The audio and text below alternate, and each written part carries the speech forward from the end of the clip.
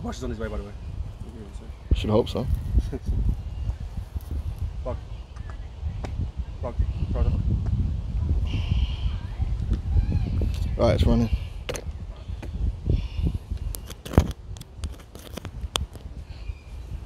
Press button.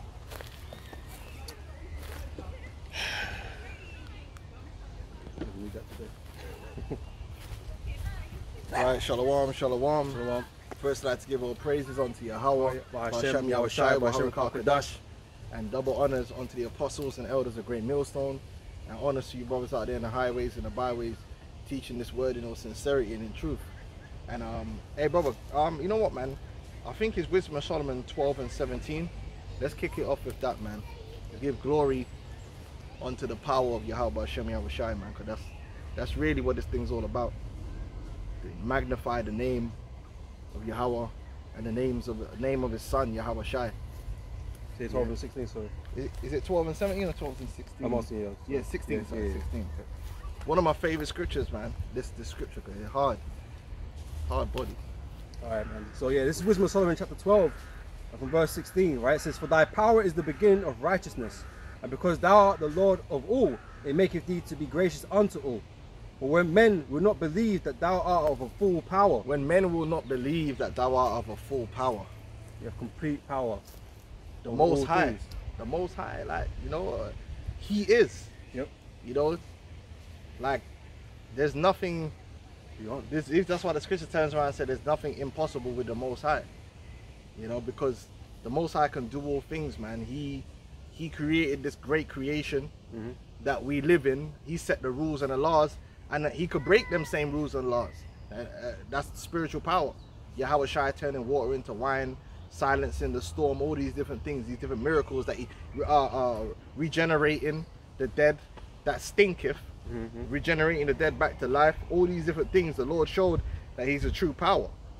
Okay, the plagues of Egypt, which has never been replicated by anyone, the great plagues that took down Egypt, you know, even down to killing the firstborn, targeted assassination strike, spiritual strike. That's all the power of the Lord, man. And we have to believe in him as that, as a great power. Now, this world don't want you to believe in the Most High as a great power. It wants you to believe in yourself. You just gotta believe in yourself. You gotta believe he has no power. He's not real. He's fictional. Yeah. He has no real power. You know what I mean? Oh yeah, Yes, they don't want to believe in the Most High. It's a book. The Bible's a fairy tale book, and we've gone over this many times. That it's been a systematic objective of the so-called white man, beginning with the so-called scientific community, which has been infiltrated since the days of the Lunar Society and the Bavarian Illuminati, to separate science from the Most High. Because previous to that, science and the Most High were hand in hand. If you go back to the Middle Ages, all the great scientists, they respected the Most High. They were studying the Most High's creation. They didn't invent, rather they discovered. It's just like numbers, mathematics. You don't invent mathematics. Mathematics simply is. It already existed. The Most High created mathematics. It's what you can observe. Like pi and all that stuff, yeah. The Most High, you remember that 3.14? The Most High created that, okay? The Most High did all these things, and they gave that respect. But when Esau took over the scientific community, he tried to separate science from the Most High and made the Bible look like the Bible's not science, and this is science. And then they started injecting evolution and all this foolishness, and basically tried to make the people choose whether you believe in science or believe in the Most High, which is erroneous, which is foolishness. But that's what they've done. And then so now we get down to this point in period where they're pushing this alien thing, you know, and it goes back to the CIA and the elites of Esau. They decided, how do we perpetrate this deception? Because the chariots are real, right? And chariot sightings have happened throughout ages. The chariots are in the scriptures that we're going to go into. But really, the chariots have made themselves more known since the 70s. More and more chariots, crop signs, whatever you want to call it. These things have been happening more and more. So the Esau's like, how do we control this narrative? Well, we're going to push a narrative that we are trying to hide. An alien deception. So that's where you get the Men in Black. The whole Men in Black thing happened after Roswell, where they had Roswell, and then they said there was little green men running around, and then I had the X-Files. the X-Files, yeah, and then Men in Black would turn up, and then they further pushed that the idea of it, yeah. the idea of Men in Black by making the movie Men in Black. Now everybody knows that the Hollywood is controlled by who? The intelligence agencies. So they've made movie after movie promoting the idea of what? Alien invasion, little green men, aliens from another planet. Oh, what does this mean if aliens exist? And really what they're getting to is aliens isn't part of the biblical story. So if aliens exist, then you got to rethink everything to do with the Bible. And that's the whole purpose of pushing the alien deception. It's to get you away from, again, from your faith and your belief in the Bible and in the Most High and His power. And they also, you know, with the space launches and stuff like that, them going to travel to different places or whatever, looking for life and all this kind of, it's making you think there's some life out there that is interacting with us. Which the man don't even respect life on earth. So what? Anyway, yeah. Let's finish this. Let's finish this scripture. Back in Wisdom of Solomon 12 and 17, it says, "For when men would not believe that thou art of a full power, thou shewest thy strength." Right, he shewest thy strength. Now, a big part of the way the Lord's going to show His strength is through the chariots and the holy angels. The Lord is going to show His strength, because what's the strength of this world? Their technology. Their mainly the main technology that they boast in is their military technology, because their healthcare is shit, man. Education shit. Bro, the healthcare shit, man. The healthcare ain't all that, man. People are sick out here. People is all the way jacked up. I was in a hospital not long ago, maybe like a month ago. Them motherfuckers are sick. They're fucked up in there, man. Like the hospital ain't no, the healthcare ain't no great thing. The great thing they have is destructive power. That's what works. You know what I'm saying? Proven. This is what we do know, yeah. That there ain't no side effect. There's the effect. When it comes to all these drugs that they push out, there's this side effect, and listen, this is what we do know. What are missiles designed for? Death and destruction. Death and destructions, and they do that perfectly, right? This is the truth, right?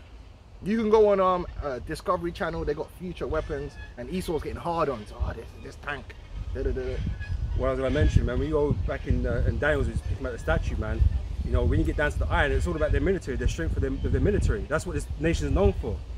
The death, the power to destroy. Yep. That's what Esau really To take peace from excels in, right? And that's what they gain their power in. That's what makes America the most powerful nation on the earth. It's nothing more than the fact that the American military is the most technologically advanced and superior military in terms of their destructive power. Because they had the aircraft carriers, more aircraft carriers than all the other nations combined. That made them a force to be reckoned with. Around the world. It didn't have nothing to do with freedom and and peace. Because they was in to project world power over other nations, man. Because you can carry your army with anywhere across the seas, you know. The ICBMs, the ability to launch off a weapon that can decimate a man's city for the next 100 generations. That's what they bank on. Yeah, but the Lord is going to defeat those armies, as we're going to show in the scriptures, with a flawless victory, and show that His power was always greater than their power. Yeah? You understand? And that's what's gonna show the world that the Most High has always been of a true power. He's always been over this man. As great as you think this man is, and as much fear as you project onto this man because of his military and his guns and his bombs and this, that, and the other, the Lord with the chariots and the angels has always been the superior force, the superior power, right? So, thou shewest thy strength, and among them that know it, thou makest their boldness manifest. Right, our boldness, because we're the ones that are bold. Vocab Malone ain't bold, and these Christians are not bold in the Lord, because they don't really believe in the power of Yahweh Hashem Yahweh Shai. Like the American Christian does not believe in the power of Yahweh Hashem Yahweh Shai. They believe in the power of the gun and brute force. See, we truly believe in the Lord's power, because guess what? That's the only thing we got to rely on. The Lord has put us in the scripture. You get a Jacob, thou worm. We're the worm. That's why the Lord has put us in this situation where really we are coming up against an enemy which is too strong for us. That's the reality.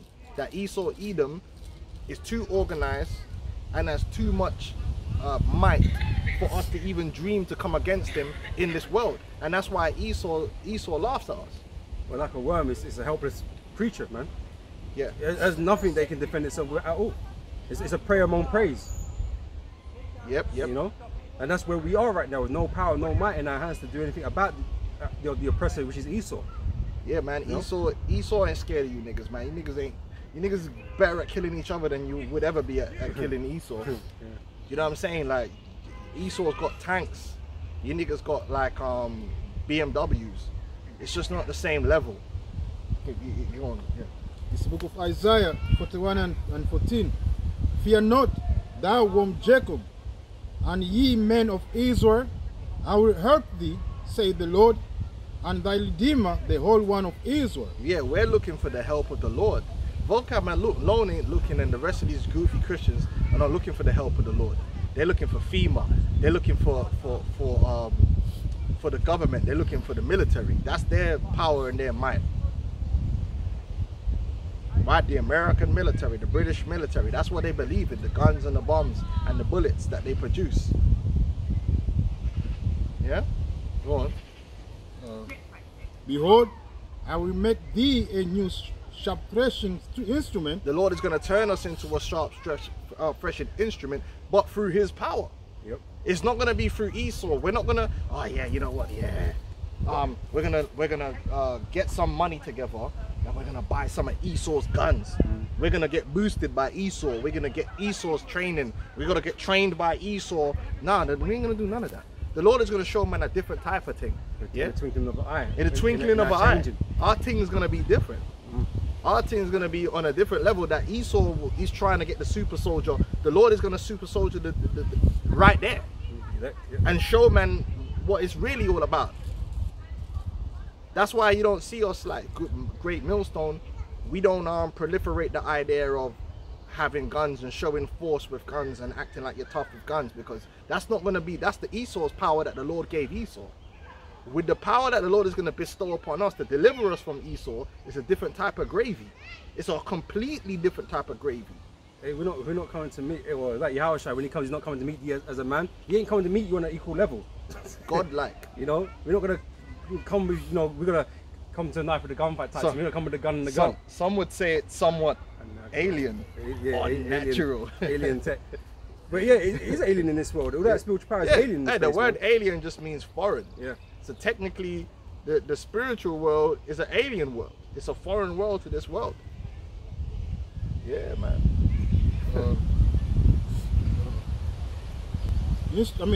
Threshing instrument having teeth, thou shalt thresh the mountains and beat them small, and shall make the hills as chaff. Yeah, they're gonna wear the men of the Lord, because they were an army, right? Hold that. Get which one do I want to get? Do I want to get Ezekiel 38? Joel. There's one in Joel in the 2nd chapter. The Lord shall utter his voice before his camp, and his camp is great. And there's one, yeah, in Ezekiel 37, and exceeding and great army, because the Israelite in Joel 2, the missiles, isn't it? It speaks about that, isn't it? No. There's the one in Joel 2 where it speaks about the Lord shall utter his voice before. I'm sure it's Joel 2. Okay. It's in there. I'm sure it's Joel 2. It says he shall utter his voice before his camp, right? Because the Israelite men, beginning with the elect, represent. Oh, you got it? You got it ready? Okay. It's Joel 2 and the 11. And the Lord shall utter his voice before his army, for his camp is very great. Right, that army is talking about the Israelites, the believers, the men of the Lord, the men, not the women, because the women are not part of the army of Israel. That's a fallacy. That's a foolishness that's been invented by the heathen. There ain't no women in the army of Israel, and there never has been, and there never will be. So it's talking about the men, right? The great men.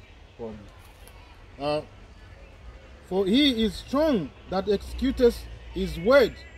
For the day of the Lord is great and very terrible, and who can abide it? Right, so the Lord's going to endow us with power in order to perform his will against these nations. You got the scripture there? Exceeding 37. Ezekiel. Yeah, Ezekiel 37. Exceeding, and they stood on his feet, an exceeding and great army. That's talking about the men of the Lord, man. The elect. A great army. But it's not going to be an army where, man, they're going to be herp, and doing it like Esau with tanks. And we're not going to be rolling with tanks and M16s. We're going to be doing it different. But it's going to be more, it's going to be superior. We ourselves are going to be transformed into weapons of mass destruction. It's going to be worse than that saying bringing a knife to a gunfight. Because really they're outmatched because the man's got the range on you, right? But it's the difference, the comparison is going to be even greater than that in the sight of you know, Yahweh's power on these men. You know, Esau's Marvel. not equipped. Marvel and Capcom. Yeah, but then Vocab was making mockery of that. Oh, Yeah. you guys gonna be able to throw a tank? That's because he ain't bold in the power of the Lord, and that's why he could never be bold. He's scared of guns. He's scared of the armies, man, because he don't understand the power of the Lord. The Lord gonna bestow us with as gods, man. We're gonna be as gods in the earth, man. The sons of God. What's a tank to a son of God? Well, this is what I was going to say. The Most High deals with unlikely scenarios. You know, usually when we went to war, we was outnumbered. Man had the war elephant. They were kind of all war things on us, man. You know, it didn't look like we should win, right? So when we're in a modern time now, we ain't dealing with war elephants. We've got tanks and stuff now, missiles and whatever, right? In this battle, the same thing's going to apply. Those tanks are not going to have an edge over us. Nah. Hey, the Lord was giving us a little taste back then because you had David leaping over walls, bending iron with his hands. The Lord gave him a little taste. Gave him a little zoopy. Gave him a little bit of that nos. We're gonna get the full nos this time. So a tank is gonna be nothing. It's gonna be like paper. So whether we can lift it or tear it apart. Our tanks it are the don't matter. chariots, man. Yep. And they have videos of chariots skipping across the sun and all that, all kind of madness, man. Go on, man.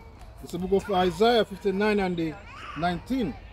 So shall they fear the name of the Lord from the west, and his glory from the rising of the sun. Yeah, oh yeah, you had one guy come on the comment board making mockery, and you know, like, he was saying, oh, you guys, I'll read the Bible and it says Jesus, and bro, like, It's simple. bro, it says Jesus because it's translated in English, you moron. But they weren't speaking English. They didn't even transliterate the name. And I bet you don't know the difference between a translation and a transliteration. They didn't transliterate the name. We transliterate the name because you can spell the Hebrew pronunciation by getting the Hebrew up, the English vowels and lining them up correctly. But he said, what about Malachi 1 and 11? Because 1 and 11 talks about the nations, you know, sacrificing and praising the name of the Lord. Yeah, they will, because they're going to have to. Because the Lord is going to show himself in these last days, and the whole world is going to submit themselves after the judgment to the name of the Lord. And the name of the Lord is going to be proclaimed through the earth. We've never said that, the nations are never going to know the name of the Lord and never going to respect it. Oh, yeah. Listen, you better believe they're going to respect the name of the Lord, and they're going to make sacrifices unto the Lord. The whole world is going to worship the Heavenly Father. Yes, but they're not going to worship him now. They're going to worship him after the Lord do what he do. The Lord magnify and sanctify his great name and his people before the eyes of the world. That's going to come with the great judgment. And destroyed all their idols, man. So the man don't know the scriptures, man, and he trying to come and act like you know something, but really you don't know nothing, man. But I mean, it's not for us to brag and boast and be bold about it, but not bold, I mean be proud about it. It's not about pride. We're just gonna let you know, like, bro, you're on a low level. You think you're onto something, but you're not really onto anything, because you do not understand the eschatology of the Bible. You must need to learn again. You need to learn, man. Yeah, that's it, man. But you know what the Bible says? If this gospel be hid, it's hid from them that are lost, man. And if you're lost, well, you just, some man ain't gonna be found. They're gonna until they're dead. What can we do, man, about edifying me? It's not up to me to edify you. The Lord has to open up if you can receive it. If you can receive it, man. Yeah. And you ain't gonna get it anyway, because at the end of the day, like I said, when it comes to the Lashawan Kodash, man, you have to receive it in the spirit by faith. Right? If you're looking for a record of Moses speaking, it don't exist. So like there's no proof for you. That's you. I'm alright. If you don't want to believe that we have the name of the Lord, you don't want to believe my testimony, that's fine. Call on whatever you want to call on, innit? And that will be oh, that will be the true test. That will be the test. And if you really want to face that test with what you got, then that's fine with me. I'm gonna face the test with what I got, and I'm gonna let it lie where it lie, innit? We're gonna see who had the real name, who the Lord has. Now, if it ain't you, you're just gonna have to hold that L, innit? If it ain't me, I'm gonna have to hold that L. That's how it comes down to, man. Sometimes that's how it is, man. Hey, we make our beds and must lay in it, man. Yeah, you gotta find out. That's what faith is, man. You know, you got faith in your thing, and then you know, it's stand on it. It's gonna come be tried. Yeah. You know, we're gonna test it out. When the enemy shall come in like a flood, the Spirit of the Lord shall lift up a standard against him. Right, because this devil is gonna come against the elect to try and take us out, because we're gonna be totally against him. We're totally against Esau Edom. We don't want to bow down. We don't want nothing to do with him, and we expose him in our every breath. So they're gonna come and try and take out the elect, but he's got a problem, because Yahweh Shai, he got a big problem. Yahweh Shai already paid a sacrifice for us, and that's in the Revelation, the 12th chapter. So you can't do away with us on the earth. You can't chip us, and you can't do away with us. So the Lord's gonna have to step in, and when the Lord step in, He's gonna be stepping in on you. So yeah, do what you got to do. The Lord's gonna raise us up, man. And the Redeemer shall come to Zion, and to them that turn from transgressions in Jacob, says Yahweh. The Redeemer, because the Lord, like I said, the Lord bought us, man. He paid a price to redeem us, man, from death. And you think you're the death merchant of the earth. You've been so long on the earth being able to exact judgment of death on everyone. You think you're the man. That's what gives a man the most pride, when he could just kill people. You're feeling like Joffrey right now because you got to kill Ned Stark.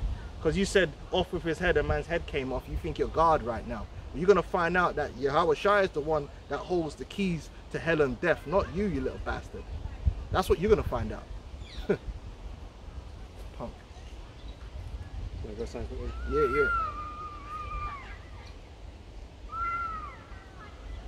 This is Ezekiel 28, verse 6. So therefore thus saith the Lord of power, because thou hast set thine heart as the heart of God. Behold, therefore I will bring strangers upon thee, the terribles of nations, and they shall draw their swords against the beauty of thy wisdom, and they shall defile thy brightness. They shall bring thee down to the pit, and thou shalt die the deaths of them that are slain in the midst of the seas. Wilt thou yet say before him that slayeth thee, I am a God? But thou shalt be a man and no God in the hand of him that slayeth thee. Right? So you're going to be shown what you are. Humbled. Yeah. Right? The Most High is going to put you in that position to show you exactly what you are. A lowlife. Right? A criminal on the earth, man. And judgment's coming for you, man. And you're going to die the deaths of men. Right? You bleed just like every other man bleed. Right? But he ain't even going to bleed. You're going to be disintegrated, man. You're going to be disintegrated, because we're going to get it in the scriptures, man. And the elites are going to watch their armies evaporate. So they ain't going to have no one to command. The AIs, their robots, everything's gone. And it's just going to be left with them and their little decrepit self.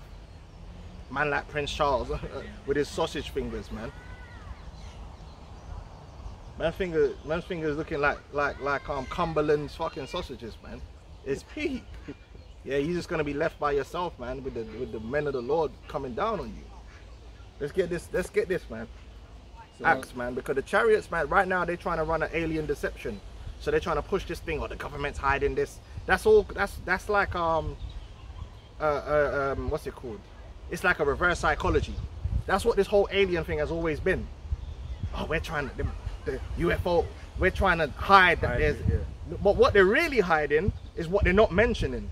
The aspect that, no, the chariots are the angelic beings, and it's to do with the scriptures. They're not going to mention that, but they're going to have their agents mention, oh, the little green men, and oh, I used to work on man going Joe Rogan, and oh, I used to work. Oh, you used to. Oh, so you're telling me that you got this? You used to be in this such a secret thing, organization that was working on UFOs. That these men that can just kill people at will got you and Joe Rogan talking about it, like letting everybody know about it and all the details. That's bullshit. That's a plant. He's there to push the the so-called alien deception, because they know they can't hide the fact that they're out there. Yeah. So what they're trying to do is control the narrative to make it look like, oh, but it's little green men. Oh, it's man from another planet. Now they got the latest thing, the guy in the backyard called the police, or a UFO, this, that, and the other. And then people are going to start running with that. But without any biblical foundation to them.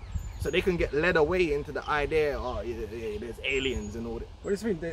In these realms of debates of what these things are, angels and things like this never come into the equation, which is weird because a lot of this is mentioned in the scriptures, right? Yeah. And this is the most read book in the planet. Well, what they'll try and do then is like them ancient alien guys will try and say, well, the Bible mentioned it, but it was really aliens. And they didn't know, so they were ignorant. The Nephilim escaped. And oh yeah, Nephilim and, you know, and the Anunnaki and all this bullshit, man. Listen, I don't know what you're talking about. Yeah, we know the real what's going on because we go back to this, and that's why you got to filter everything through the scriptures. And I keep telling people this: you need to, like, you know, certain man, they just go on TikTok and the algorithm just starts feeding them flat earth and all kind of madness, yeah. And instead of filtering everything through the scriptures, they're running with what they're seeing, not knowing that a lot of this information and a lot of the people bringing out this information are fucking agents. Like the Zeitgeist guys. The Zeitgeist guys were all agents. They're not there to enlighten the people. They're just there to play the role of someone who's enlightening the people. But you're really just indoctrinating people into the Luciferian way of thinking. Against that other method of the Hegelian dialectic. Esau likes to control both sides, man. Different sides of the arguments, man. Like so David Icke. David Icke talking about reptilians and all this. Yeah, I don't know what he's talking about. Never seen one. David Icke is a reptilian, man. Anyway, go on, man. It's the book of Acts 1 and 6. When they therefore were come together, they asked of him, saying, Lord, wilt thou at this time restore again the kingdom of Israel? Right, because because that's what this thing is all about. And they were with the Lord for a very long time. So why would they ask that question? They were with the Lord for 3 years plus. And they were desiring what? They were desiring the kingdom. What is the kingdom? You got these goofy Christians, man. And to this day, if you ask a goofy Christian, what is the kingdom of heaven? And I mean in terms of the kingdom that's coming. The kingdom in heaven on earth. They don't know what the kingdom of heaven is. No, the kingdom of heaven is the rulership of the sons of God on earth. It's the rulership of Israel. That's why they said, Lord, will thou restore again the kingdom to Israel? What's going on? No. Oh. Restore again the kingdom to Israel, man. But then when we say it, these men act like we're crazy. The Lord didn't correct them. Oh, what are you talking about restoring the kingdom to Israel? It's the world kingdom now. It's the new world order. Like, it's nah, he just said, listen, man, it ain't for you to know the time right now. Because there more things had to happen. But they were right to look for the coming of the restoration of the kingdom. And that's prophecy. It shows there was the expectation of that. That Yahushua taught an expectation of these things. You know, so it wasn't just something they just randomly come out with. It was something that was taught amongst them. But is it not in Jeremiah 30? The Lord will restore thee? Because this is why they was waiting for a savior in the first place. So they knew about it. And they knew in the spirit that this was the guy.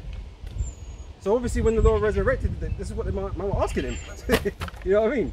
Is it now? You know? Yep. I mean, that'd be the first thing I'll be asking too. That's what we're always asking now. You know what I mean? When you're gonna brought these people up and put us in a rightful place of rulership, man? Because right now it's peak out here, man. It's peak. We're suffering out here, man. We ain't got no inheritance. It's just messed up, man.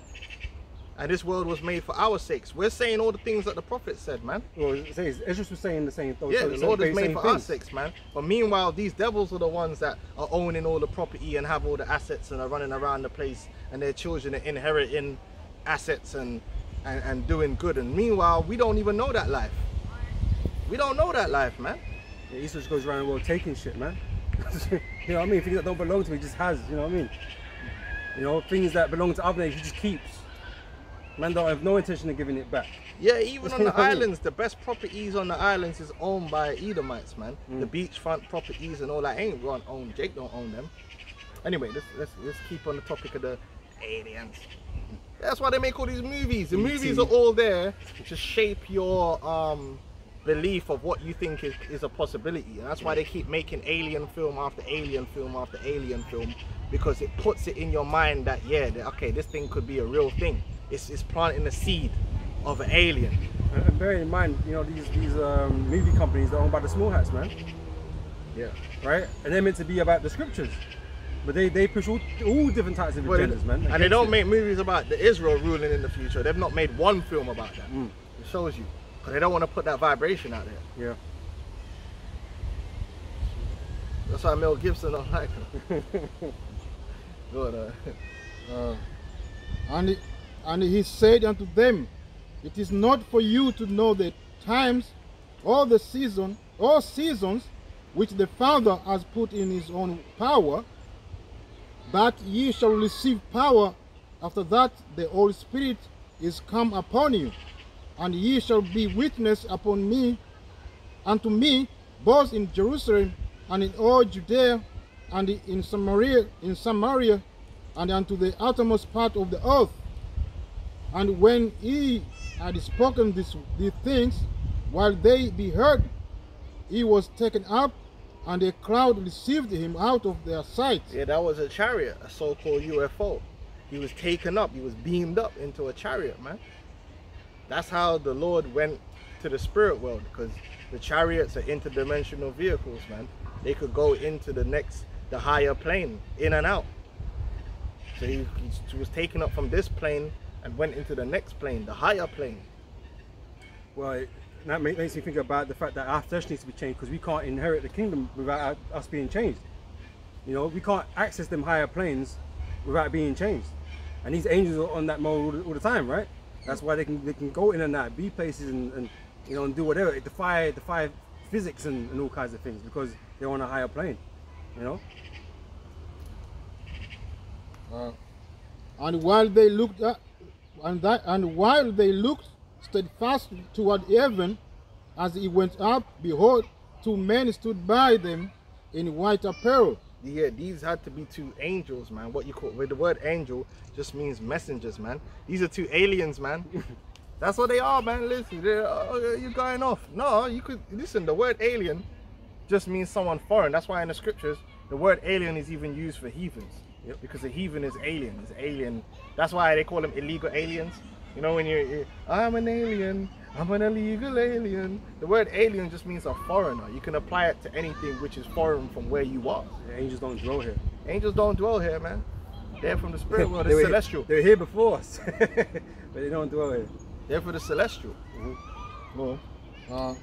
Which also said, ye men of Galilee, why stand ye gazing up into heaven? Right, what heaven were they gazing up in? The first heaven. Because the Bible speaks about the first heaven, the third heaven. The third heaven being the spirit realm. The first heaven is the sky. Then you got the second heaven, which is what they call space. Yeah, they were staring up into heaven because the Lord was caught up into the chariots in the sky. Just like Elijah. Yep. Yeah. I think that one they describe him as a whirlwind, isn't it? The whirlwind. Because what does a whirlwind do? Spins you up, sucks you up, right? You go up. And like they're gonna use terminologies that they have at the time, Exactly. the best way to describe what they see. Exactly. Like, you know what I'm saying? And one of the best films that show you that is there's a movie called 10,000 BC, and in the movie the guy's basically describing a ship moving along water, and then I believe he calls it a bird flying upon a snake, because you know the river snakes through the thing, innit? Because so you used whatever word. If you don't have a word for something, you either invent a word or you base it on something that you already know, and you make a connection, a comparison. So they knew clouds, so they used the word cloud, like, you know what I mean? They didn't have the word unidentified flying object, man, which is sounds Edomite anyway. That's just long. Like, Jake ain't gonna come up with some unidentified. It seems so rigid. It's an unidentified flying object. That man just say, yo, it's a cloud to get me. You know what I'm saying? Like, you know what I mean? Like, you know, and that goes back into Egypt, where it said it was a cloud by day and a pillar of fire by night. Now, why is it a pillar of fire? What's a light? A light is like a pillar of fire. It was a light source. It was producing light for them so they could travel in the night, and it would cover over the sun so they would have shade in the wilderness when they're traveling during the day. It's a ship. You know what I'm saying? Which also said, ye men of Galilee, why stand ye gazing up into heaven? Revelations 1 and 7. This same Yahweh Shai, which is taken up from you into heaven, shall so come in like manner as ye have seen him go into heaven. So he's coming back with the chariots. He left with the chariots, and he's coming back with the holy chariots. And when he come back with the holy chariots, it's going to be like a full-scale invasion. The whole earth is going to be enveloped in chariots. From one corner, there we go, it's a flat thing. From one corner to the other, which basically means 360 degrees. The whole earth is going to be covered in chariots, man. That's how, well, you got Revelations 1 and 7. That's how the Lord's coming back.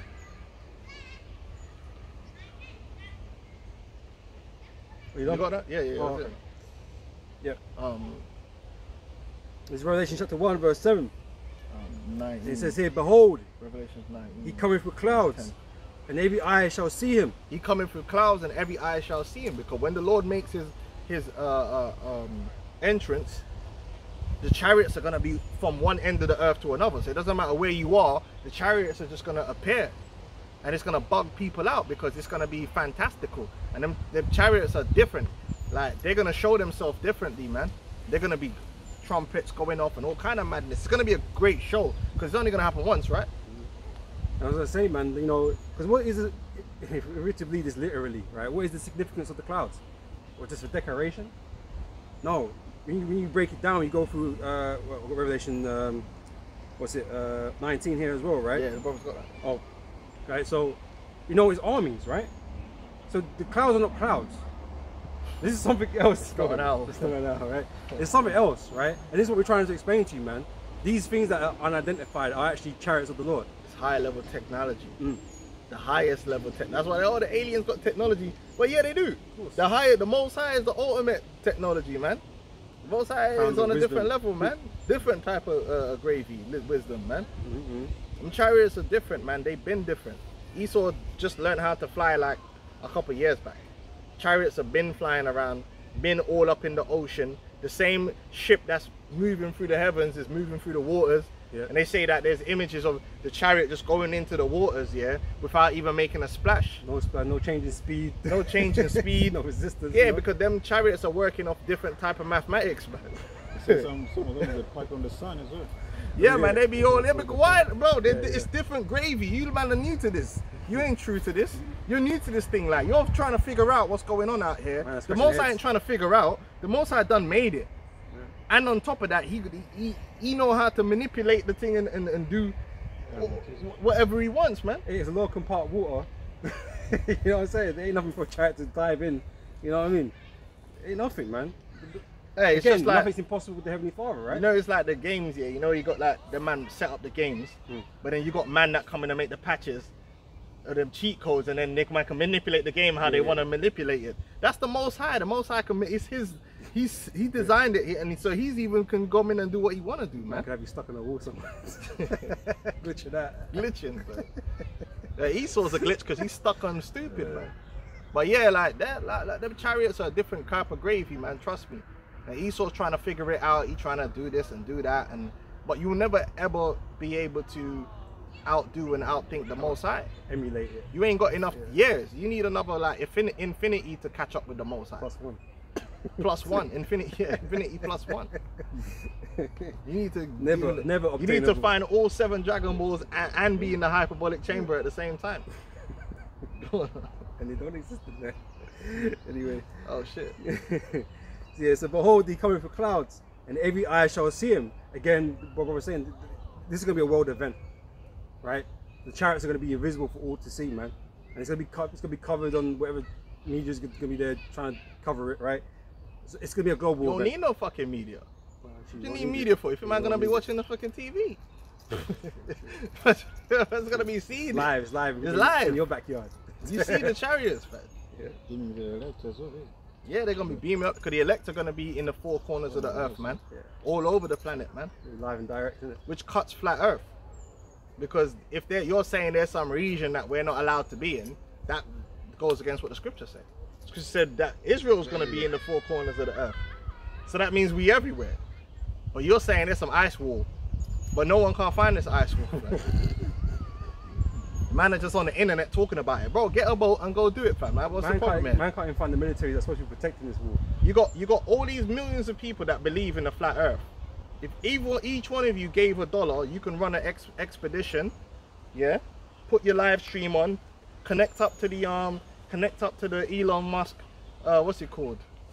Starlink. Yeah. Run a live stream and go up to the ice wall and go over. Like, why not? If the military turn up, then we're gonna know something's up in it. Oh, the militaries of the world. Well, whatever, man. You believe this shit, man? You think Esau's? Come on. There's like a massive ice wall surrounding, man, and the militaries are all stopping everybody. Esau can't even protect these borders. You know what I'm saying? Like, I mean, like, but you want him to protect the whole barrier around the earth. Like, but at the end of the day, I'm gonna say it like this: every man that ever tried to enter into the flat earth, we ain't seen him again. What happened to all them niggas? It must have fell off. All them niggas that oh yeah, the flat earth, we're not budging. Where they now? They're not teaching no more. So if the flat earth was the truth and the Lord wanted us to accept the flat earth as being truth, right? And it's part of the ministry, then it would grow and it would be there to edify the people. But every one of these jakes that took upon themselves the ideology of flat earth, man can't find them. It's almost like they did fall off the face of the earth. Man don't know where they are. Somebody tell me, maybe you could post a link. Where are these guys? All these guys that were in GMS, nah, the earth's flat, bro. Arc, see, because you got a square, and if you go to the perpendicular to the angle, okay, cool. But where are you now, though? We're arrested, they're in Guantanamo. Like, nah, it's bull, and that's all I need to know. Because if the Spirit of the Lord was with it, he'd have it published. Man could not deny it. The Lord would humble the people to that. But these guys that believe it can't never be found. Where are they? Them man are back in the world.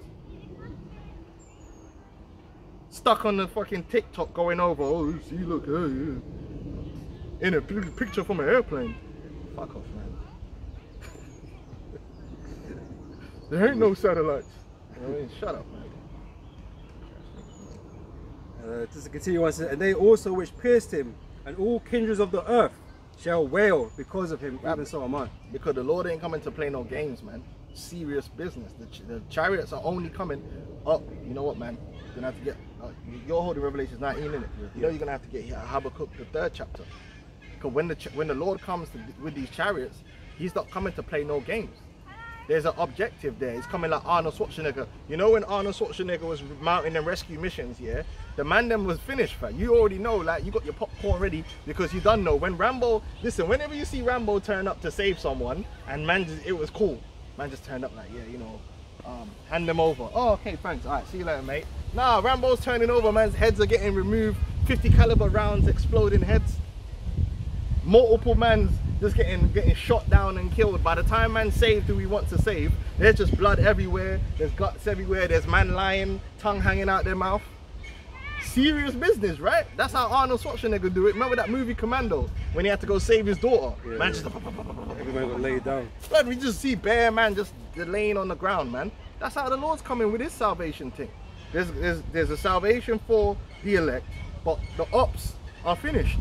It's pure it's maximum aggression. That's what's gonna happen. Maximum violence. Maximum violence.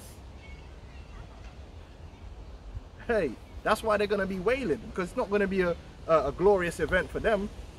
They're going into slavery on top of that. They're gonna be getting grabbed up, they're gonna be getting put in chains, ridiculed, beaten, laughed at. And you don't want to be laughed at by Jake. That's the worst. That's like the worst judgment ever. To have a Jake laugh at you. You know when Jake laugh at you, laugh you to scorn, bro. That's peak. Hurts. It hurts, man. It hurts deep. You want to kill a nigga, like, you know? When we used to play pro back in the day, like, and niggas score 1 goal, just start like celebrating and laughing. He's not even finished yet. Exactly, brother. Cause man ain't even, man don't want to hit the start button. Yeah, they just want to replay the thing, bro. It's like you're getting vexed, bro. You want to. Jake just laughing. Ah! You remember Denzel? Ah! Yeah, Man's laughing like flipping. Next hurts. next vibrations coming out of their fucking vocal cords trying to bust this laugh. Like, that's Jake. That's how we're gonna be with these nations, man. Trying to put you to shame, bro. Put you to shame, bro. You feeling vexed. Go on. How would you want? Habakkuk said. Yeah. Okay. Read Revelation 9, then we get Habakkuk. Yeah. Two. Nice. Habakkuk 2. Is it? No, it should be 3. This is Liberation 19 and 10. Does I live it? Yeah, you can. Yeah. And I saw heaven open, behold, a white horse, and he that sat upon him was called a faithful and true. It's not gonna be literally a horse. Just like you don't literally have horses in your car, but you call it horsepower, yeah? You know what I'm saying? It just represents the chariot, man. The Lord, the Heavenly Father coming with that power. Yeah? Just like they're called chariots, but chariot is just a vehicle. Yep. And in righteousness it does judge and make war. In righteousness, unlike you so-called white people, you haven't had a righteous war ever. Your wars are all based upon the lust of your flesh. You ain't not to steal and to kill. But That's to steal what and it's to all kill. about. You feigned the righteous wars. Oh yeah. Oh, look, man, they blew up my building. So, no, bro, they didn't build up your building. You lied. You like to fake that it's righteous. The false flag thing, you love that because you want to. Oh yeah, you know. Oh no, bro. Justifications, You Edomites have never had a righteous war. You're always warring and setting up wars out of the lust of your own heart because you want to steal what belongs to someone else, or you want to dominate and oppress someone else. Or like the scripture say about the red horse, he's taking peace from the earth. You know, that you always at war. And it's something key you should understand about Solomon's empire, right? When you read about Solomon, first of all, David subdued them nations around him because they violated. The Lord only sanctioned us to go in there and break up and completely fist up the Canaanites because they were wicked. It was a righteous war. The judgment against The them, Most yeah. High himself said, yo, go in there and fist them up completely. Don't even listen. No, mercy. it's not a talking thing. Yeah? No mercy, no negotiation. Yeah? Straight war. And we went in there, we took that land. We weren't meant to go to war against Ammon. We weren't meant to go war against Edom.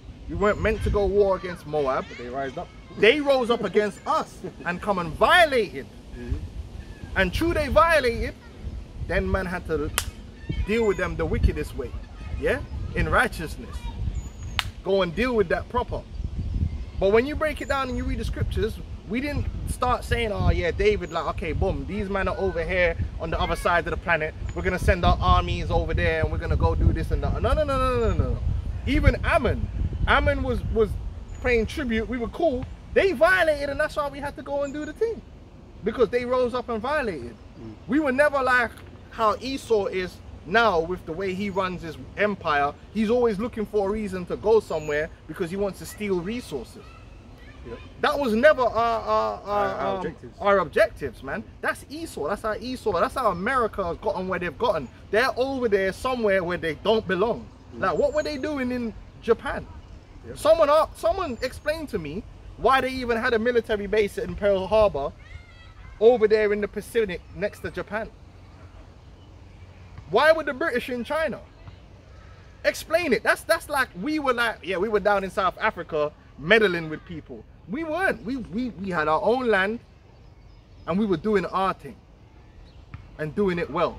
And then because we were so wise and so great, the scripture tells you, I don't know if you could find it, the nations came to Solomon and said, yo, dog, we're underneath you. We're going to pay you tribute. We just want a piece of that wisdom that you got because we see how you got things going on. We see the wisdom of your rulership. We want you to rule over us. And people don't mention that. That's not how Esau's ruled. If Esau was so righteous and so great, he wouldn't need a military to go around the world and force people and bully people and do all these tactics he does. Because people would naturally be like, hold on. Yo, look how these men are got it going on, you know. I like how these men are running. Listen, you know what, yeah? I want to be a part of that. Listen, let's work together. Whatever you say, we're going to do it because you got it going on. That actually happened with Solomon. Have you got that? Let me see if I can get it. That's something else in the meantime. Yeah, you can get something else in the meantime. And they don't ever like to mention that. See, Esau act like he's so righteous and enlightened. If you were so righteous and enlightened as Solomon was, the nations would come to you, begging you for that. But you gotta go and menace them with your military. Yep. This Habakkuk chapter 2 verse 5 says, yea, also, because he transgresses by a wine, he is a proud man. Right? He's got his ways about him, man. You know, he don't respect nobody. He don't respect people's possessions, their inheritances.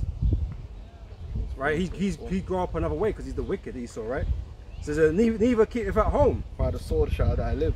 That's right. That's how he lives, right? It's like Yeah. You know, but that's the truth though. He lives by the sword. So he doesn't respect no one's possessions, man. He wants to take it all from everybody, right? So he doesn't keep at home. He's been given his God-given inheritance, the land of Edom, right? But he ain't happy with that. He wants everything else, right? It says, who enlargeth his desire as hell, and is as death, and cannot be satisfied, but gathereth unto him all nations, and heateth unto him all people.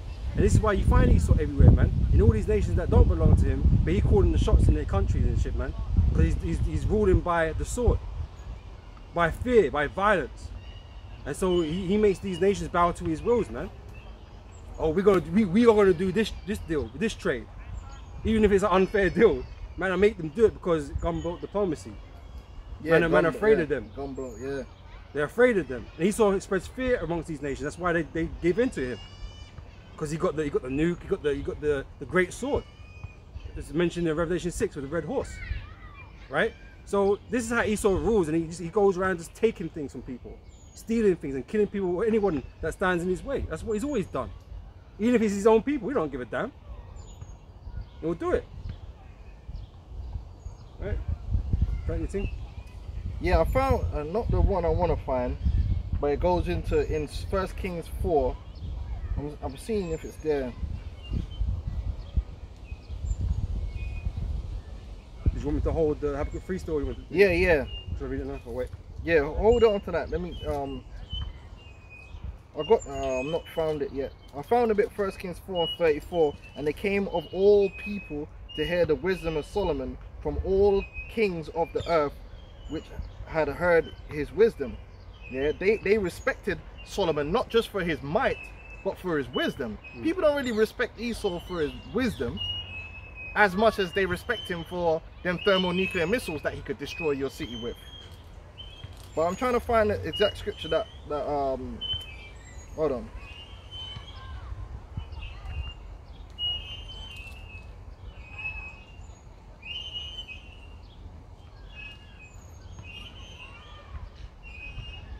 Let's see if I can get it.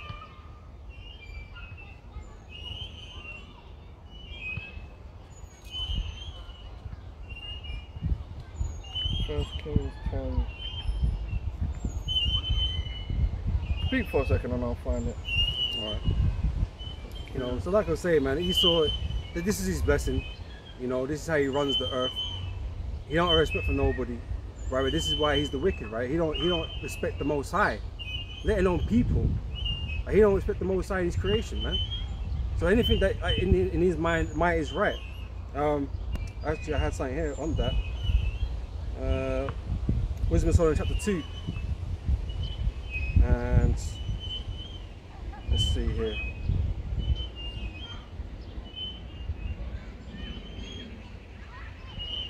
I'm just going to get the point here, right? This is from, it's Wisdom of Solomon chapter 2. Verse, we'll start from verse 6, right? It says, come on therefore, let us enjoy the good things that are present, and let us speedily use the creatures like as in youth, right? So in Esau's mind, all this creation is him to use, right? But really he just abuses it. He abuses all creation because he doesn't treat nothing the right way. Nothing is for longevity, man. Esau's out here destroying everything, you know? And it says, let us fill ourselves with costly wine, right? These you know, they're elites, right? That's all they're concerned about is taking the best from the earth, man, and leaving people with really ultimately nothing, man. And they won't stop until, you know, well, WF tell you. Okay, that's an agenda that's openly out there now. You will own nothing, right? They really don't want you to have anything, right? It says, let us fill ourselves with costly wine and ointments, and let no flower of the spring pass by us. Let us crown ourselves with rosebuds before they be withered. Let none of us go without his part of our voluptuousness. Let us leave tokens of our joyfulness in every place, but this is our portion and our lot is this, which they're correct. Their portion and their lot is this, right? Esau was given a time to rule, but he wasn't given the kingdom of heaven. He wasn't given the, you know, the ability to rule forever, because he's not the righteous. He wasn't the one blessed with that. His brother Jacob, i.e. and his sons, were blessed with that, man. This is why he has that fervent hatred for us, man. You know? He says, let us oppress the poor righteous man. Let us not spare the widow, nor reverence the ancient grey hairs of the age. Let our strength be the law of justice, right? So that's that might is right thing. If they have the power to do it, they will do it. And so they've made it well, it's their blessing, but they made it their prime, their priority to have this great power in the earth, man, to have nukes and to have greater military presence among the peoples of the earth. And that's why everyone's lagging behind.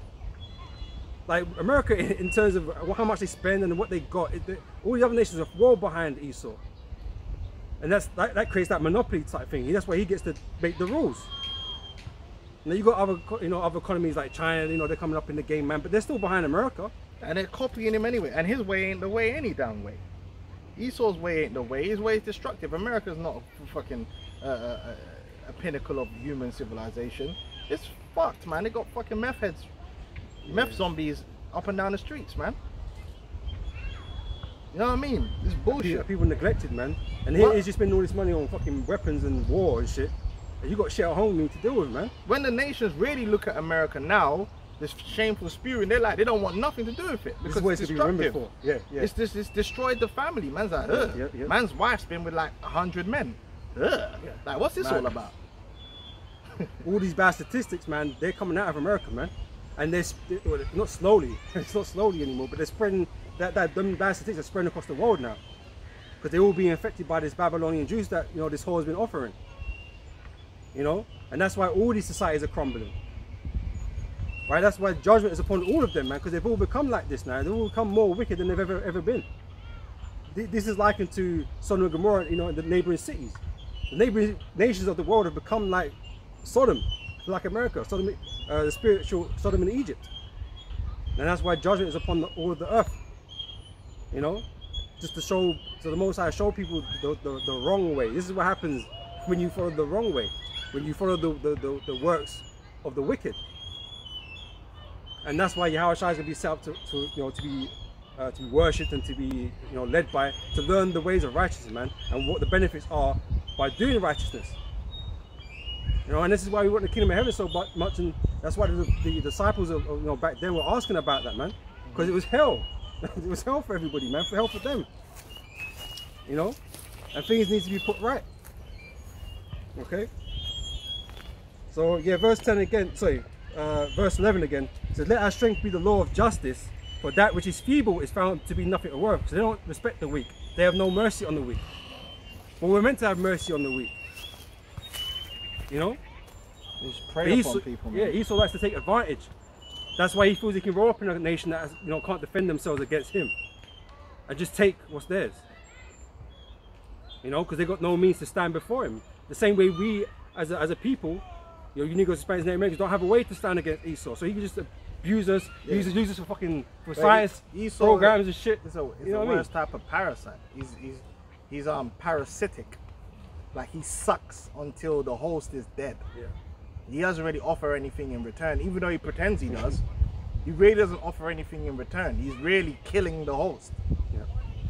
And that begins with their elites. Their elites are in their position. They got all this wisdom, all this wealth. But what are they doing to the people? They're really sucking the people dry, sucking more and more and more and more. Which really, that's not really supposed to be the relationship between a ruler and his subjects. A ruler and his subjects, there's actually supposed to be a mutual benefit. Believe it or not, that under that righteous rulership, the ruler maintains an order that allows those people to live. Not just the rulers just sucking and sucking like a vampire until the host is just dead. They stop ruling. So I was saying this to a woman yesterday, actually, right? Because this term nobility, right? It's got a lot of bad slack over the years because nobles been pricks. Right? The aristocracy and that, they've got a poor reputation now because they're not fulfilling their fucking duties, man. They're not really being noble men. They're taking advantage of people. You know, that's the same sort of situation we've got now with these politicians and these people supposed to be in higher places, right? They take the piss out of people, so they get bad slack, right? So when you mention, you know, you said you call yourself a noble or whatever, man. People are looking at you, man, you're a dickhead. For why? You ain't done nothing wrong, but the term has been sullied. A nobleman is meant to be better than average people. And I don't mean it just from a birthright, because you know it is part of birthright, but actually as a standards. The man's standards are meant to be better than average people, man. He's meant to uphold standards. You know? He's meant to lead people into better ways, to set the example. But our noblemen of this day, they don't do that, man. That's why that whole grade of people don't get respected. No one likes fucking nobility. They're scum. They don't judge what's right. That's right. They don't uphold the laws. They're just there to insider trade and take bribes. Yeah. And serve themselves. You know? Because the ultimate truth is we are the nobles of this earth. Yep. But we're not the douchebags of this world. Yeah. You know what I'm saying? We're gonna uphold righteousness. We're gonna be actual noble men and fulfill our duties and roles as noblemen. Right. And with that, you're supposed to be rich. You're supposed to be exalted. Like these congressmen and senators, they're rich men, and they're supposed to be. The nobles were always supposed to be men that are doing better, but with reason. These men, they get into positions of power in each society, and it's simply to receive bribes and enrich themselves and their constituents. They don't give a damn whether they live or die. Yep, this is whatever. But we're meant to take care of the people. You know? And that's why America is the house of bribery. When these guys get into positions of office, they're there to be bribed. Like, what's your girl Kamala Harris doing for you? Oh yeah, the first black female. Bro, she's running with the agenda of the people that bought and paid for her, that put her in that position. The only reason Kamala Harris got to that position is because when she was Attorney General, when you're Attorney General, you have power to basically, when they're prosecuting someone, you can say, drop that case. Or you could say, okay, this is the sentence that we're going for. Attorney General can say, go for the death penalty, or the Attorney General can say, yo, we'll go for like 10 years in prison. They have that power. That's what the Attorney General does. And then the person who's actually trying the case will say, yeah, whatever you say, we're gonna run with it like that. What was her job? Her job was all them elite Edomites that were pedophiles and doing all kind of madness. When their cases come before her, just give man a little slap on the wrist. But then when the poor the poor people come, she come down on them like a 12-inch rod. Blam! So once you do that, and they know that, yeah, you take the bribes, then they're like, okay, we're gonna promote you now. So they give you more power. But what comes with that power is the bribery. You have to judge unrighteously. You can't stand up for the people. You're not there for the people. Even though you say that in your speeches, that's all lies. You don't give a damn about the people. You're there for who. You know, there's a saying in it. You know what side your bread is buttered on. So they said, you know what? We got this senile guy, this clone. We need to put in there this dude. When I say clone, I'm not endorsing the clone thing. It's a joke, yeah. But he might not even be Joe Biden. He could just be a lookalike. So he's a twin, is it? A twin. That's what they say. Yeah, it could be a twin because he don't look nothing like the guy, or it's some next plastic surgery, and they got the guy falling over and doing all kind of madness, yeah. And they said, oh, we need to. Obviously, we know that we need to fool these black people. So what do? I'll tell you what. We're gonna put a black person in there, and it's gonna be a woman. And all these niggas first black woman. And these niggas gonna eat it up because it's a woman, not knowing that she don't give a fuck about so-called black people. Nope. She there thanking her lucky stars that she's been given the opportunity to elevate herself and receive the money that comes with these positions. Because the pensions and all the business deals and all that stuff they get from those positions is worth a lot of money. Same all the politicians here. Same all the politicians here in the UK. You become prime minister in the UK, it don't matter what happens. Yeah. Bro, you know the pension that man are getting?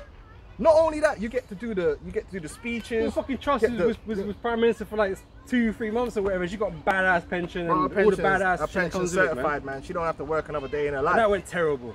But that's the rewards of being in that position, man.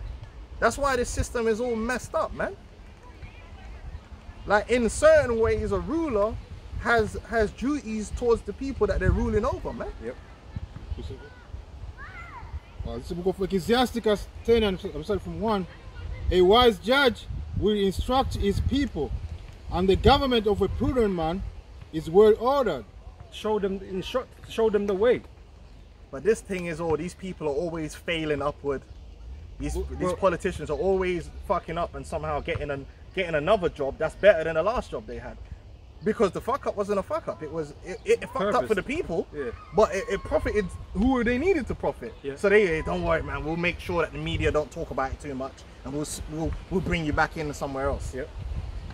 Because I was gonna say during the pandemic, right? You had these men make all these laws, but then when we're breaking all these laws, they don't make it. So who are they leading?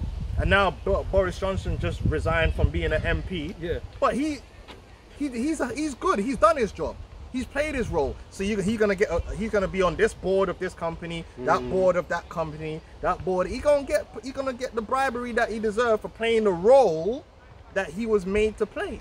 And that role wasn't for the benefit of the British people. It was for the elites that bought and paid it. And yeah, Jacob Rees-Mogg, he just got knighted, and there's a woman I think it was that got knighted with him.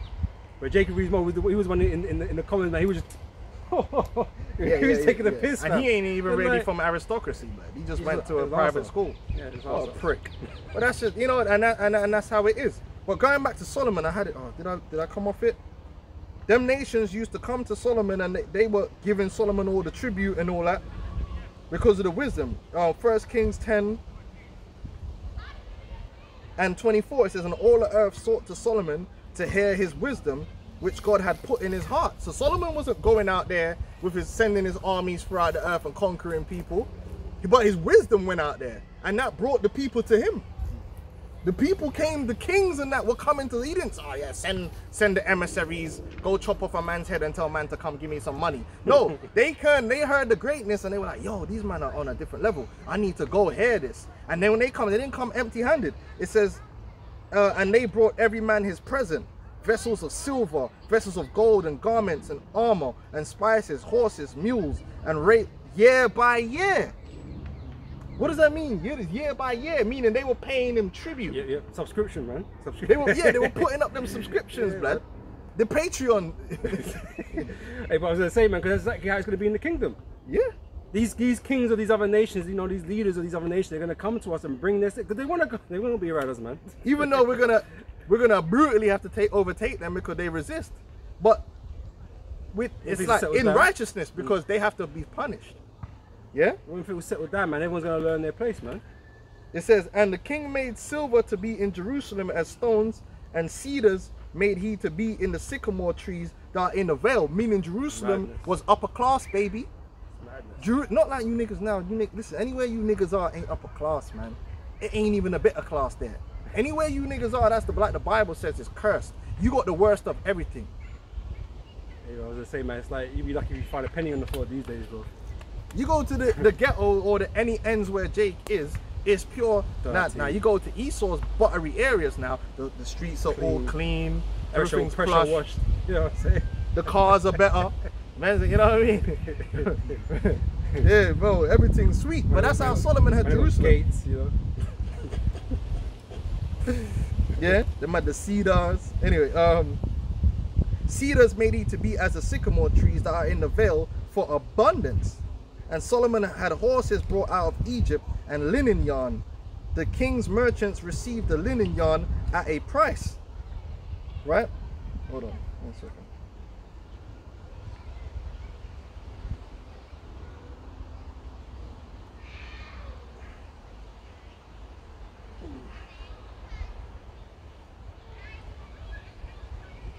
Yeah, so he was getting them at a good price, standard price. And a chariot came up and went out of Egypt for 600 shekels of silver. Solomon didn't conquer Egypt. I'm sure it's not recorded in the scriptures where David actually conquered Egypt.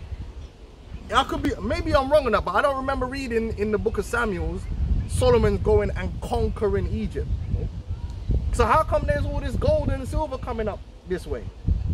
Oh, respect. Yeah, Esau could never get that kind of respect because he's an asshole. Yeah. And a chariot came up and went out of Egypt for 600 shekels of silver. I was gonna say, Esau don't keep his word. You know what I mean? They can't trust this devil. So why are they gonna, you know, have that relationship with him? They're not gonna have that relationship with him, man. But they respected Solomon. Man was a man of wisdom and integrity. You know. Yep. And an horse for 150, and so for all the kings of the Hittites, and for the kings of Syria, did they bring them out by their means. So he was getting paid up, and they weren't just going around. Now, David did have to lay down the sword, but like I said, go back and read about David. David only laid the sword down on people that brought it to him. And it wasn't for the purpose of putting them on the tribute. They just had to be put on the tribute because them men were doing foolishness. We never went, I'm sure I didn't read nowhere where they went down into Egypt and conquered Egypt. Maybe I'm wrong on that. But definitely Egypt didn't do nothing, and then David just sent the armies down there to just violate them for no reason. That never happened. It was always the nation violated us, sent their armies into us. Like Ammon disputed some land that wasn't even their land, and they come and try to violate it, so we had to do our thing to them. Depending what size, isn't it? But Esau just out there, man could be in the middle of the jungle, don't even know what Esau looked like. He just turned up raka. You know what I mean? Like, it don't matter. You could be in the middle of the Pacific Ocean, Esau turn up raka. It's like, whoa, where did this guy come from? Like, what on for this guy? I ain't never done nothing to this man. This man, I don't even know what your name is. What's the name of this? What's your name? He the alien. Just turn up like, oh, you got gold, you got silver, raka. Take that. Hey, that's Esau, man. That's why he gonna get taken out in the worst way, because he a bastard. And then that's why, you know, it's funny, man, because Esau likes to portray Jake as like the, you know, the gangsters and the, you know, the downbeats of this world. But Esau is the ultimate fucking gangster, man.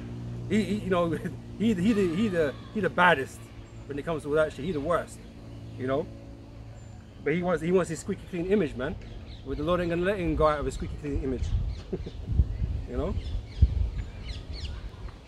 In fact, didn't Amalek, I'm sure Amalek ran down into Egypt to hide from David, didn't he? I'm sure, like them one of the Agag, they ran down into Egypt to hide from David. David weren't going down there. Anyway, all right, where was we at? 19. Yeah, Revelations 19. Let's get back onto that. Esau just a plague in the earth, man, and he playing the role of the enlightened one, and he's trying to help people and this technology and that technology, but he's not the way in it. He's not the way forward. He's not the wise man. You know, if he was, he wouldn't be trying to convince people now that your son is not a son and your daughter is not a daughter. That should have been the key to understand that this man has lost all wisdom. He's a witch, he's a warlock, and he's lost his mind. He lost his damn mind. Drunk. Turning people into medical patients for the rest of their life, man. You know how horrific, I got to speak on it. You know how horrific it is to remove a man's penis and cut enough cavity into them that they now need to manage with medical care for the rest of their life. And they don't have no sex drive, they're walking around on earth castrated. It's fucking horror. That's a horror. You know, that should be a horror. Frankenstein shit. That should be a horror film.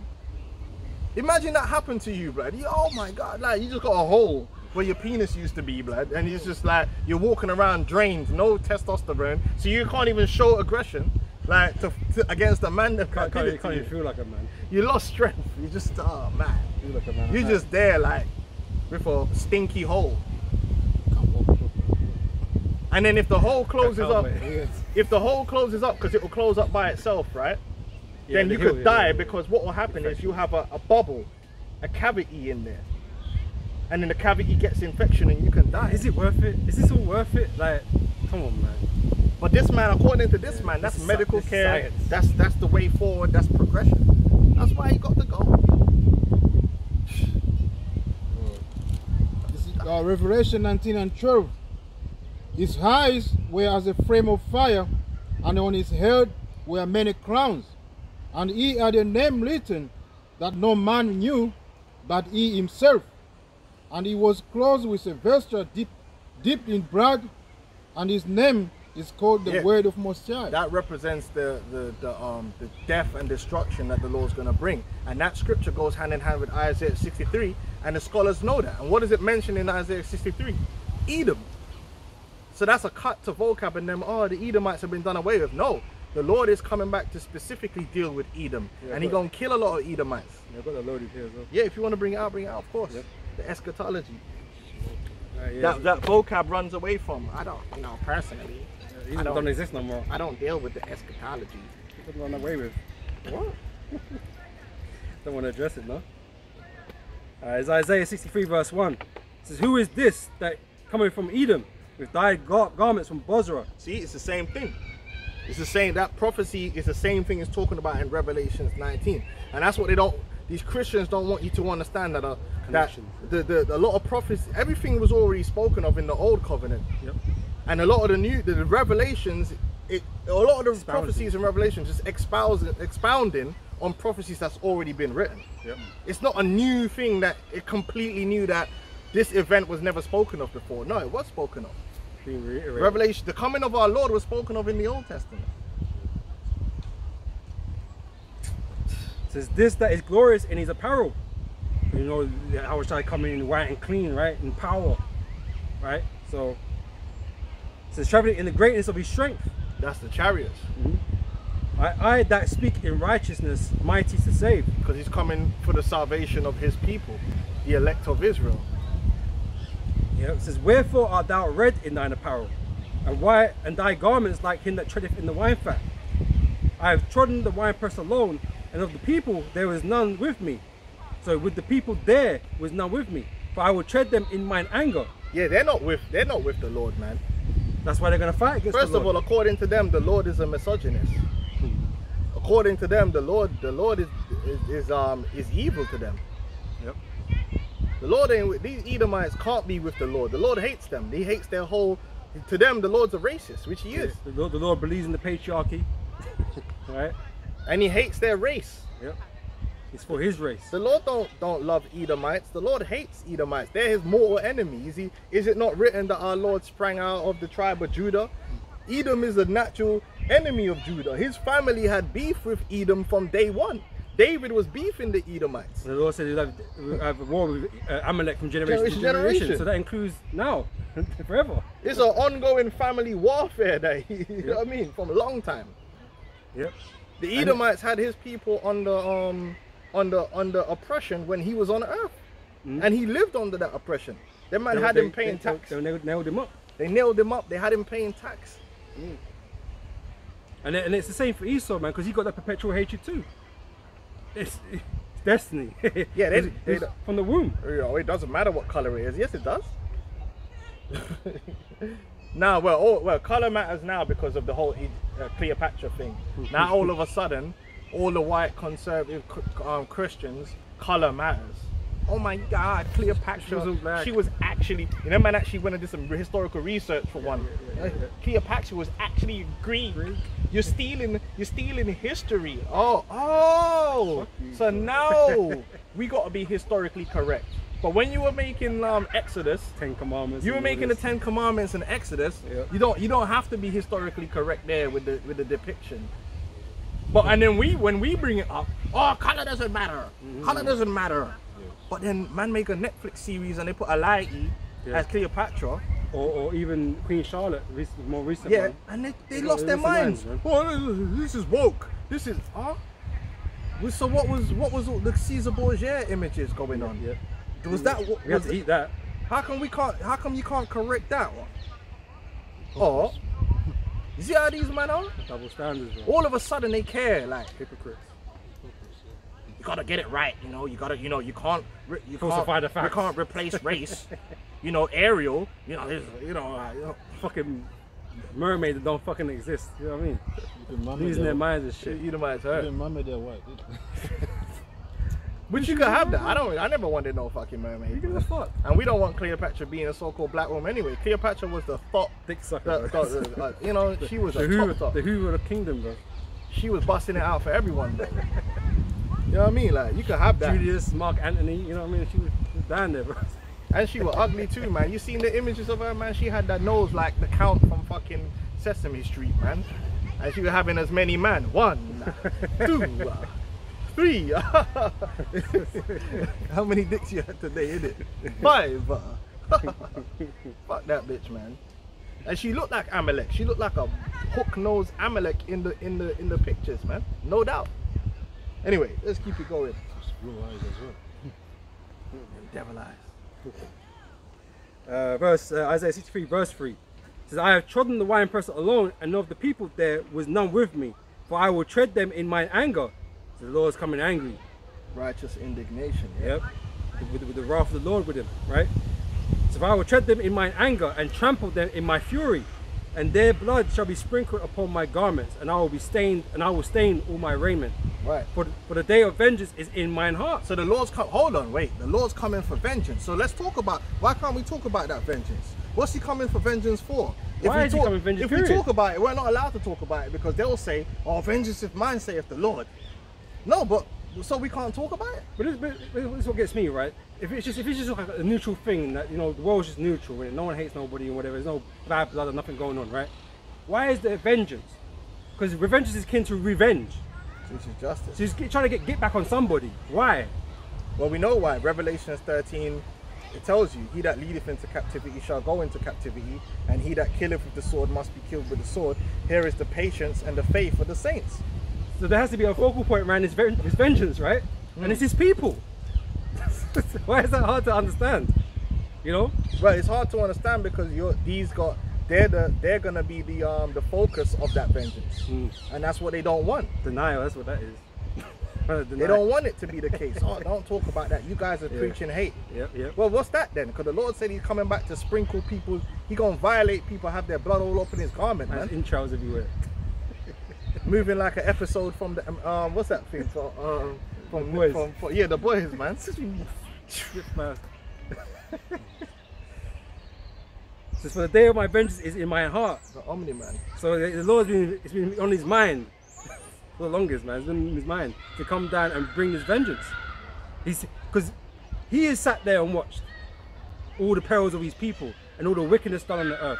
He sat there and watched too. He's seen it. That's just like the Most High's seen it. Yahweh's blood is boiling. And you know what really gets me vexed? Maybe I'm emotional, innit? But you know what makes me vexed here? You know when you're watching a program and he's the one. You know when the violations is them, but no one knows it's them, yeah? You know the ones there, like, no, there's two things that gets you angry. When you're watching a program and there's a violator and everyone knows he's a violator, but no one can't touch him. And you're like, oh, he needs to get touched. Or when they're the snake and they're just there like, get people killed and doing all kind of violation, and it's like they're getting away with it, like no one's like clocked on that and you can't wait for it to come out that it's them, so that you can get what's coming to them. That's like watching you're sitting there watching Esau, like, yeah man, look at this man, and you see people praising him and Esau, and you're like, man, he's the devil though. This man, he's just like, he deserves to get bad. I need to get my hands on this guy. Like, you see man smiling, living his life. Because the Lord says he's angry with the wicked every day. This is animosity going on right now. You know what I mean? So when the Lord gets let loose, he's going to do his thing, man. He's going to trample you down. You know? It says, and the year of my redeemed is come. So we know the Lord has a dual aspect to him and what he's going to come and do. Right, yeah, he's going to come and destroy Esau and the heathen, destroy their kingdom, but the Lord's also coming to save his people. This is what the vengeance is for. Right, to save his people out of the hands of the enemies. Alright? So, and I looked, and there was none to help, and I wondered that there was none to uphold. Therefore my own arm brought salvation unto me, and my fury upheld me. And I will tread down the people in mine anger, and make them drunk in my fury, and I will bring down their strength to the earth. That's the Lord taking out power. Their strength to the earth, man. That goes into Isaiah, well, we're going to read Isaiah 34 and Revelations 19. Same with the idea of Satan falling from heaven. As lightning. As lightning. The Lord is coming to bring him down. Because when the Lord comes up, it's going to be quick. They're going to have no soldiers left. No teeth. Nothing. Just slaves. No scepter. That's what you do with a nation, man. You kill once you kill all the fighting men, all you're left with is just the normal dons. Yeah, the commoners. And they just go into slavery, man. Because the real man them that's about it are dead. That's what you do. You kill all the man that's got the fight in them, that's got the skill.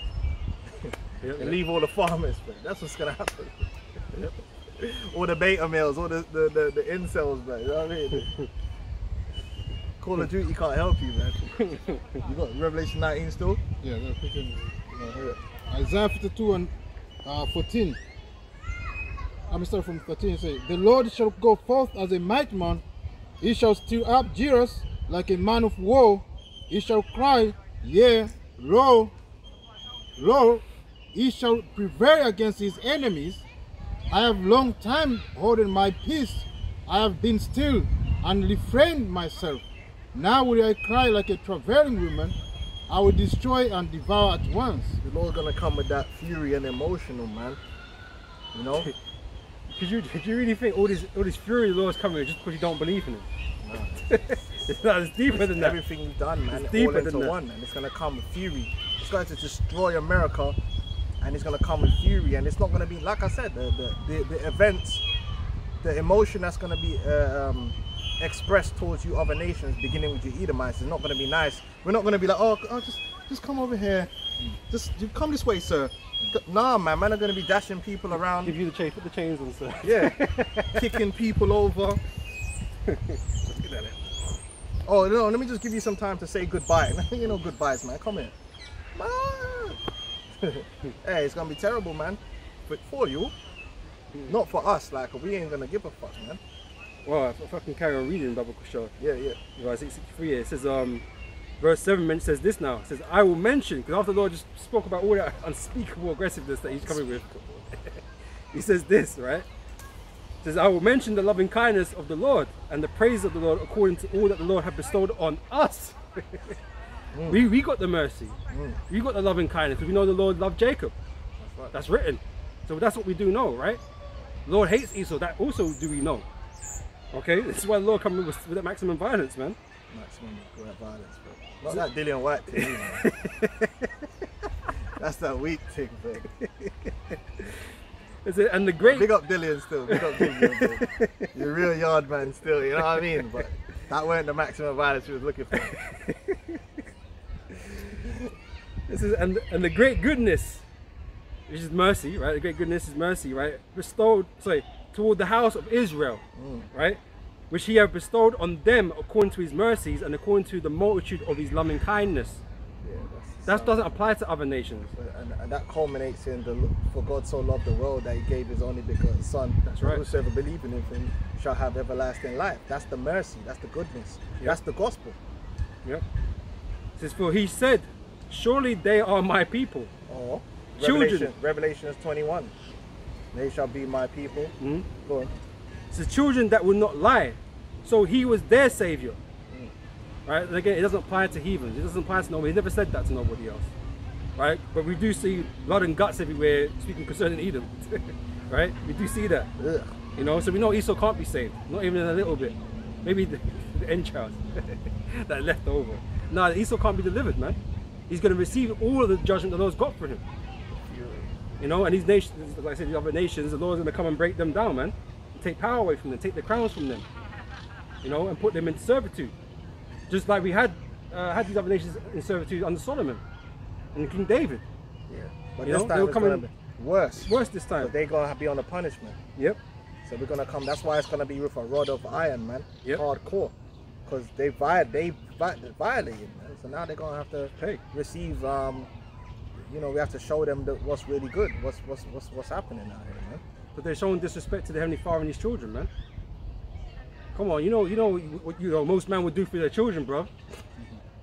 Right? But you disrespected the Almighty Father. The Lord said, you that toucheth you toucheth the apple of my eye. That's right. You know, you John Wick's dog, man. You see what happened there? And the Most High got bare tools at his disposal. Baba Yaga, baby. 4 films of nothing but death over a dog. Yeah. Baba Yaga. Revelation 19 and the 13. And he clothed with the vesture dipped in blood, and his name is called the Word of Most High. Yeah, I was trying to go. And the armies which were in heaven followed him upon white horses. That's the other chariots, man. That Esau's trying to, you know, redirect the information, trying to control the narrative. But that don't matter anyway, because the elect are gonna know the narrative, you know, and the world is gonna know the true narrative, man. You know, when the Lord makes his appearance. Well, if it were possible, they should deceive the very elect. Right? Yeah, other people are going to be deceived because confusion has been spread out in this world, deception has been spread, but the elect know the truth. So they're not going to be deceived by, you know, Esau's gimmicks. Man. That's why they got this AI thing now. So then, even if something's true, they can say, "Oh, well, it's AI," and then even if something's fake, he can make it look real. It's just all confusion now. That's the point. We're not going to be deceived by the gimmicks, because he's got bare gimmicks. But this is what we do know. You're not gonna, when the Lord comes, you're not gonna be relying on video evidence. Yeah. We're gonna have the first-hand witness, man. Cause when you get clapped up, yeah, you're gonna feel it. You're gonna know, this ain't AI, bro. This is the real thing. This Project no Beam illusion. and all that kind of stuff. Nah. This Light is shows and all that stuff. Project Firebeam. Good. And the armies which were in heaven followed him upon white horses, clothed in fine linen, white and clean. And out of his mouth goes a sharp sword, that with it he should smite the nations. So the Lord's coming to smite the nations, meaning he's anti the nations. He's against the nations.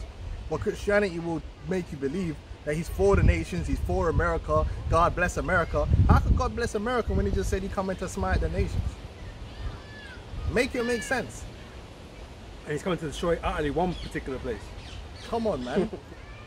How can you dare say that the Lord is with America, man, when them man are celebrating LGBT right now and took the Lord's blessed flag, which is a point of mercy onto the earth, that he wouldn't flood it no more, and try to throw it back in his face as a symbol of pride and rebellion. Forgetting that the Lord said it's fire this time. Yep. So really that symbol is really a mark of destruction now. Not of water though. And notice the elect, we don't walk around with rainbows, so we're alright, it's you people. Anywhere you see that rainbow, it's fire is gonna consume that place. Well, they declared this in Sodom, man. You got a target on your back. You know? Supporting this demonic rebellious activity, man, and it's all pushed by pedophiles, man. People that have sex with children, scum. Sigmund Freud and all these people pushing it, man. And we ain't with that in any way, shape or form, man. It's disgusting. Yeah, every form of it. I don't care if it's a lesbian. I don't care if it's two batty boys. I don't care if them man are trying to talk about non-binary or any kind of foolishness. Yeah, it's all folly and perverseness, man. And the Lord is gonna put, and that stuff's not gonna exist in our kingdom. That's right. In our kingdom, that ain't gonna exist, man. Because anyhow that pops up his ugly head on, it's like a weed on the lawn. You're gonna get mowed down, taken out quickly, cut out quickly, pruned away. That's foolishness. And that's what you meant to do with evil, man. And wickedness, you meant to cut it off quick. Man's running around, grown man sucking dicks, man. That ain't right. That's not right, man. It's disgusting, man. And they want us to actually accept that, like that's right. How is that right? Normal. Bending over another man, or being bent over by another man. What's that all about, man? When girls are sweet, blood, they man are doing that, blood. It don't make no sense to me. It could never make sense, and it's not meant to. It's mathematically an error. Yeah, it's not right. It's the equation not balance. It's just another corruption in the earth. It's corruption, man. It's a fail. But if you say that now, them man are onto you and you get fired from work. You have to accept them and, you know, oh, this is my husband, and you're meant to be like, oh, okay, yeah, you're right, John, yeah. How was your wedding? Yeah. What do you mean? I'm sorry, but you really want to say, how is this your husband, bro? What are you doing? How is that your husband? Oh, there's some gal, some dyke. Oh, this is my wife. What the fuck is you two doing together? No, that's your friend. Like, what the fuck are you doing? Like, how could that be your wife? Do you understand what a wife is? It makes no sense. Anyway, go on up, man. And they, you know, well, you know, they can have the month of June because June's demonic anyway. June is named after another demon. Yeah? And out of his mouth goes a sharp sword, and with it he should smite the nations, and he shall rule them with a load of iron. The Lord's going to rule. There's going to be no negotiation. They're going to have to submit to the righteous rule of the Israelites, because you're going to go into punishment too.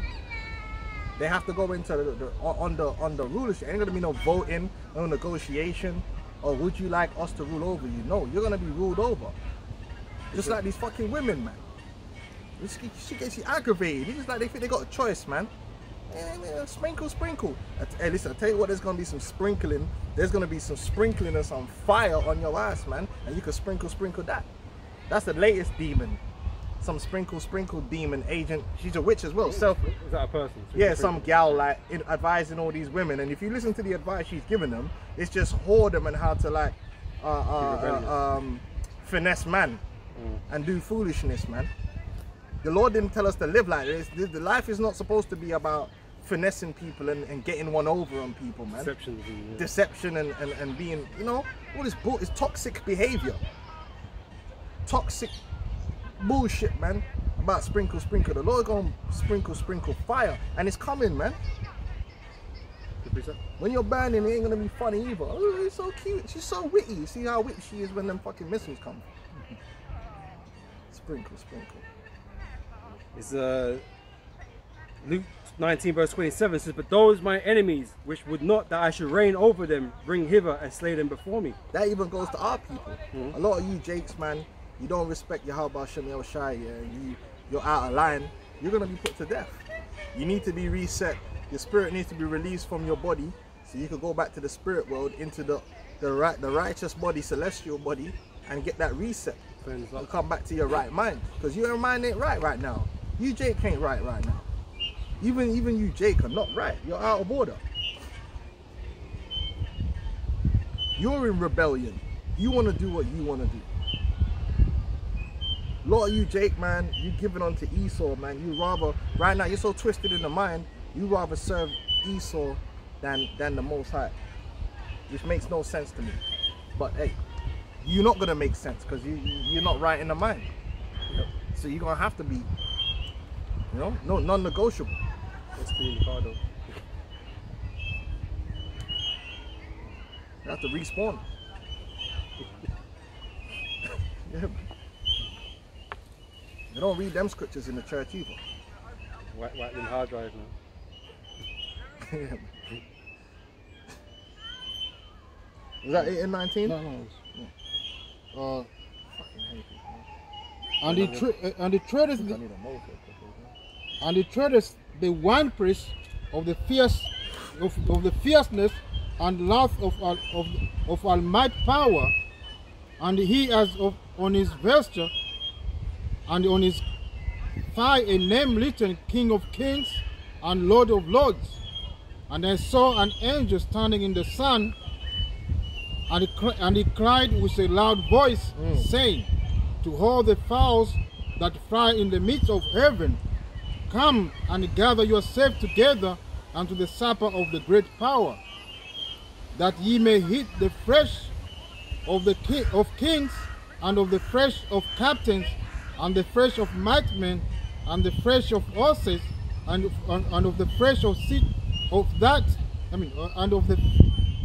and of them that sit on them. Yeah, that represents these different officers and armies that the Lord is coming to do away with. They're gonna die, man, and they're all gonna die. Anyone that is a part of these militaries or joins these militaries, man, they're subject unto death, because all these militaries are gonna be liquidated. They're gonna all be liquidated, man, and they're gonna be left out there. The ones of them whose body still remains, they're gonna be nyam up by the birds, as the prophecies say. Shamefully, no burial till them bodies get picked at. Then they can get dashed in a hole. And that's shameful, man. Your body's just out there, animals just consuming you up, creating the corpse, you know what I mean? picking your eyeballs out. Oh. And of them that sit on them, it's no hero's death, is it? You know. And them that sit on them, and the flesh of all men, both free and bond, both small and great.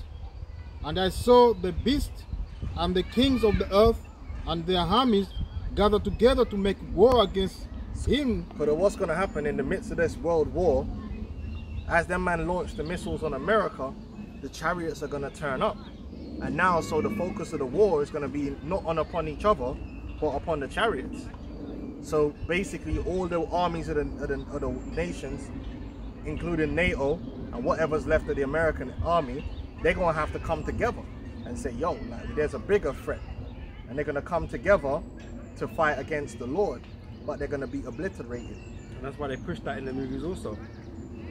You know, when a greater threat to mankind comes, the world has to unite, because as part of Esau's design for the whole World One Order, right, for those to come together, there has to be a common threat that you have to come together under, right? And they're going to use this event but make you think it's kind of aliens or whatever. But you're gonna know. But they're gonna have to. Well, no, Yeah. they're gonna use it. They're gonna have to. What the hell are they gonna do? They don't. The Lord said He's gonna harden their hearts and make them fight. They're not in control. Use what? They're gonna have to. Chariot turns up. They're gonna have to do something because they're gonna get fucked up anyway. It's gonna be a common enemy. They're gonna be an enemy. The Lord said He's coming with fury. So what are they gonna do? You can either keep fighting each other and the chariots are gonna kill them, or they can fight chariots. Man. So they're gonna have to. They ain't gonna have no choice. The time for Esau being slick is gonna be over with. They ain't fucking use nothing. To do what? It's already over, man. Just die. In fact, what's it called? 2nd Ezra 13, innit? I've got it. You Yeah. got it, yeah. Because what I was gonna say, because you know, Esau gonna make it sound like he fighting this extraterrestrial enemy. It's like a righteous thing because you're protecting your planet Earth. But it's unrighteous because you're fighting the Lord. This is the Lord's Earth. Yeah. You know what I'm saying? So what everyone else is gonna be doing is gonna be wrong and wicked in that day, man. That's why we're gonna get burnt. We're gonna get destroyed. You're not fighting no righteous war. You know, but you people, you're gonna be bugged out. You wanna keep your kingdom, but you forget it. But you're gonna be destroyed, man. They're gonna listen, and they ain't gonna have no year or 2 years to get ready and all this stuff. Not enough of you. They're just gonna have to just react. Oh shit. Okay. Yeah. Okay. Ceasefire. No, they did the drills, isn't it? Before they go to war, Ain't there's gonna no matter. drills. They just have to They have to go out They there. just have to do their Wing thing. it, wing it. You have to wing it. out, but You're it's gonna gonna get get destroyed. Right now, Esau's making it look harder, the threat of this and threat of that, and acting like he's in control. He ain't in control of shit, man. Because it's gonna catch him by surprise in that hour. Oh shit, it actually happened. It's peak for them. It's out of nowhere. Because America's gonna be destroyed, and the chariots gonna be putting fire on America too. Terrible. And you see how that fire from Canada, then fires all that smoke. So imagine America. That's why it's gonna be a dark and gloomy day, man. And the beast was taken, and with him the false prophet that wrought miracles before him, with which he deceived them that had received the mark of the beast, and them that worshipped his image. These bows were cast into a lake of fire burning with brimstone. What that represents is that the Lord is going to destroy all those power structures, all those institutions. The false prophet represents their religious institution. The beast represents their power structure, their government. Well, when the military is destroyed and all their buildings, there is no government no more. They're just people. There's just a bunch of people that used to be part of something that are now, it's been liquidated. There's just going to be Edomites that are going into slavery. There's not going to be no France. This is the French government and the French power structure. No order. Well, there ain't no order. You've been liquidated. So You've been dissolved. Just slaves. That's all you're going to be.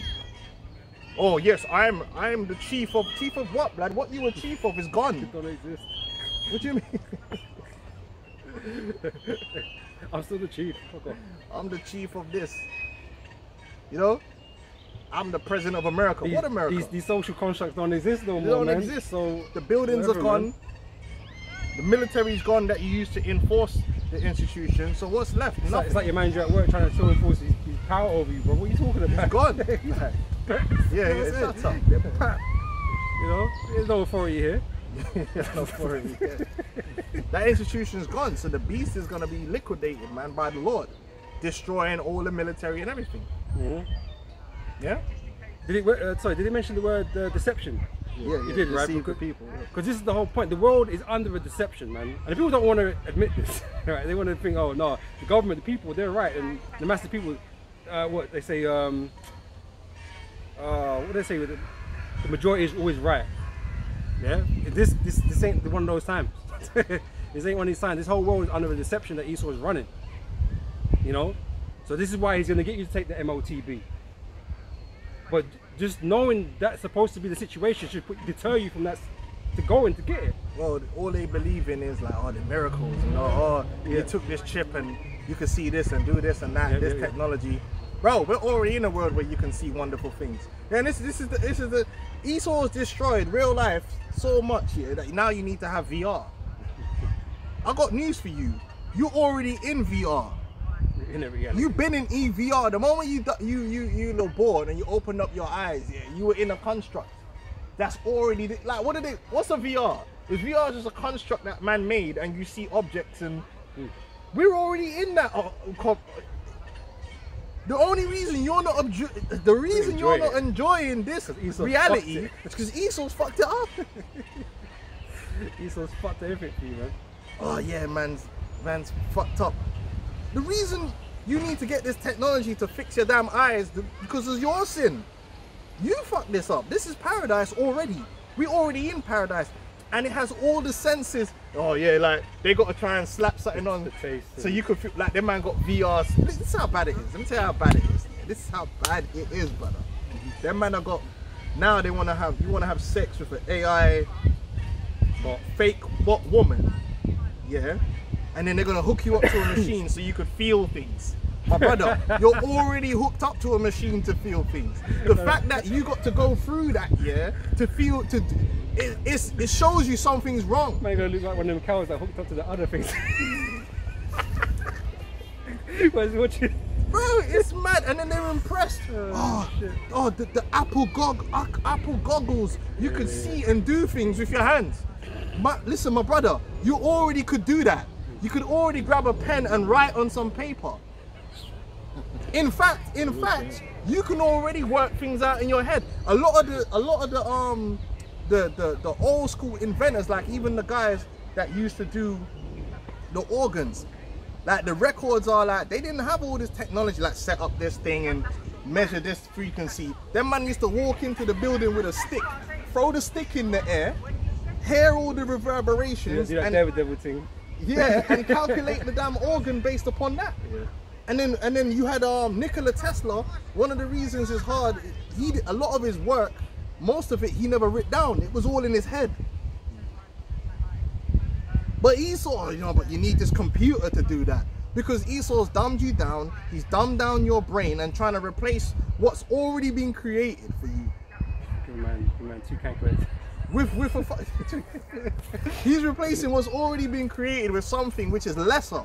Because this augmentation is already better than VR. It's perfect. It was made perfect. It's real.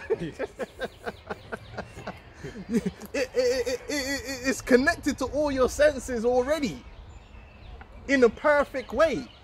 You feel things 100% already. You feel the wind, the warmth, you interact perfectly. Now he's creating these false secondary artificial shit, yeah, and you're meant to be impressed with that. Oh,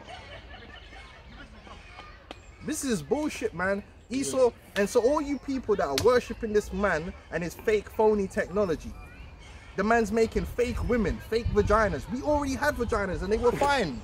Why do we need fake ones? Fake penises. The women are fake. Because your girl's worn out. They got a BBL. The BBL ain't the same as the real thing. I'm telling you, when the girl's got the natural proper thing the Lord created, yeah, the natural organic, yeah, that's what we want. We want the authentic. Why you want the fake thing?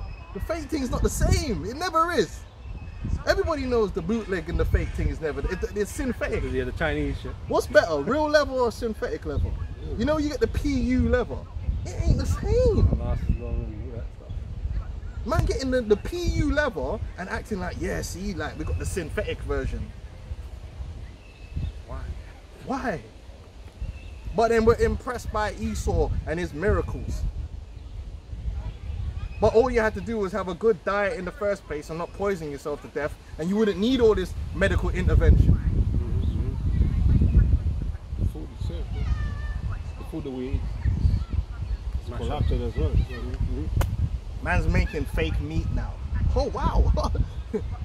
And then one guy put on the thing. Oh, imagine breaking news! Man invents device that turns green biomatter into delicious meat. Yeah, it's got a fucking cow. Yeah, that's what it was a joke, innit? It's like the Lord literally created an animal that goes and eats grass and becomes the meat you eat. And becomes delicious.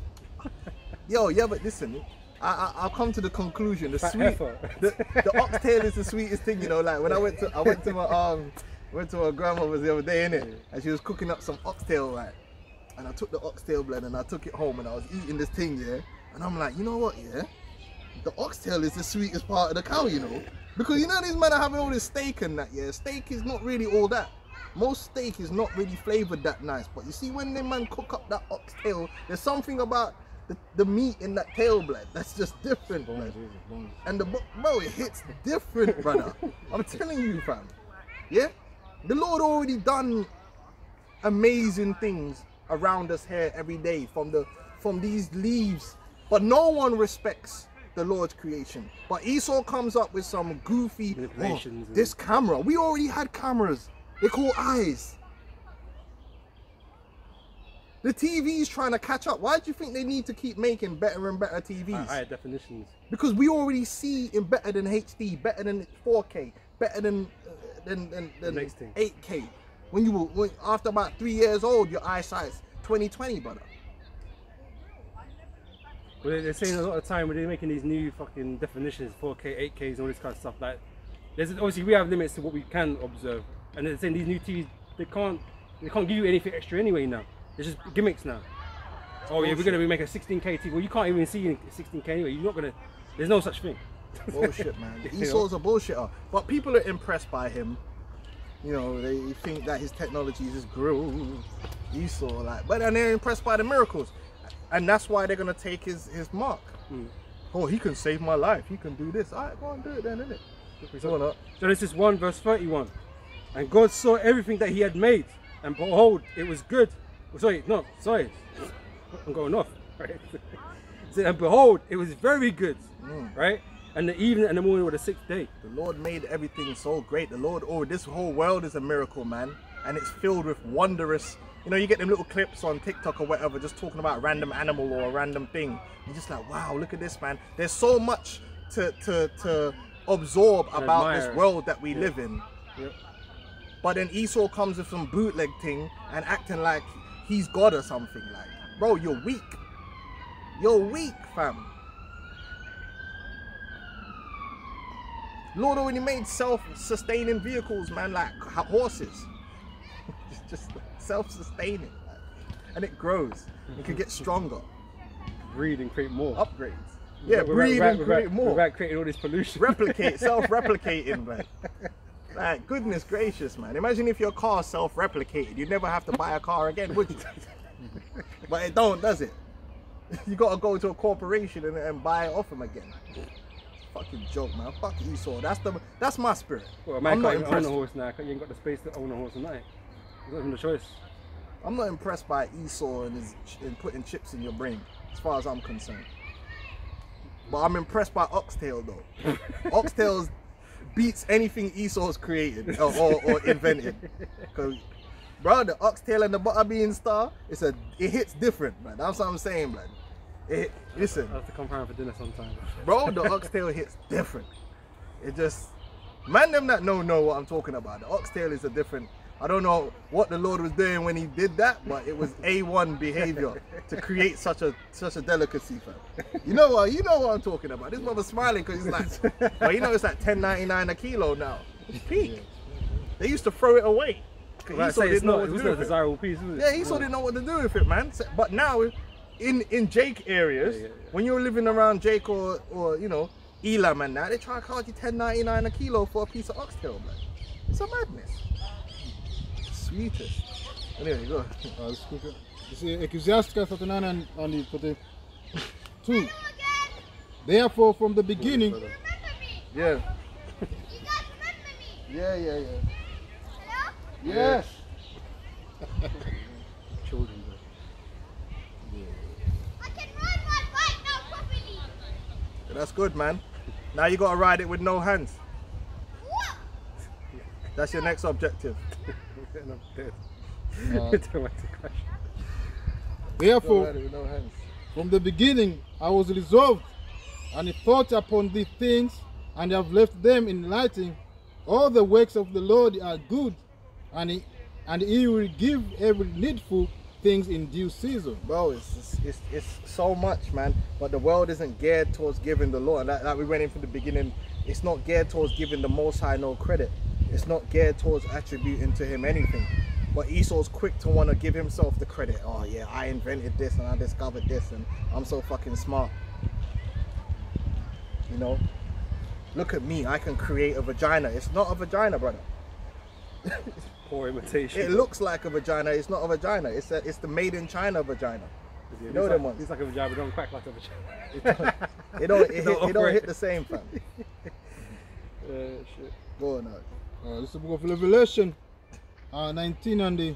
Alright, You done, yeah? Okay. Right, so what was it you wanted up before? There was I was reading second Ezra, wasn't Yeah. I? Okay. Yeah, so back in second Ezra chapter 13, verse 2. It says, and lo, there arose a wind from the sea that it moved all the ways thereof. And I beheld, and lo, that man waxed strong with the thousands of heaven. So this links up with Revelation 19. You know, with the Yahweh shall come with the angels, you know, with the white horses. That's his army, right? And when he turned his countenance to look, all the things trembled that were seen under him. And whensoever the voice went out of his mouth, all they burned that heard his voice. Yeah, break it down while you can. Yeah, come on.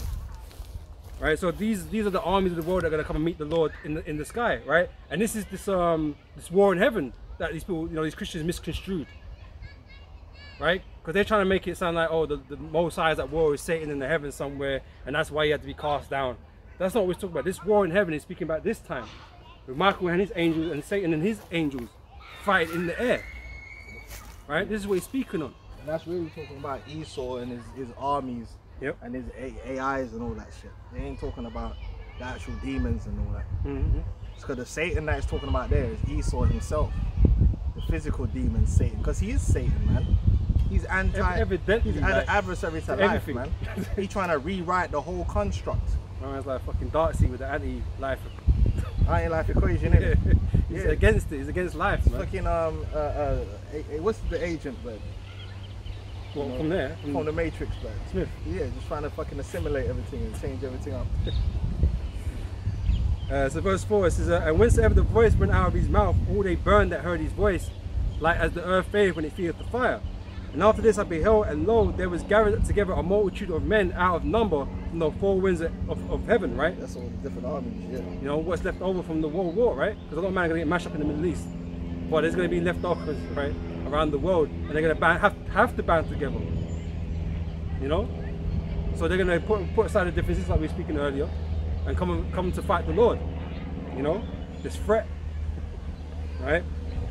And it says, but I beheld, and lo, he had graved himself a great mountain, and flew up on it. Now the chariot the Lord is coming on is going to be different. Right?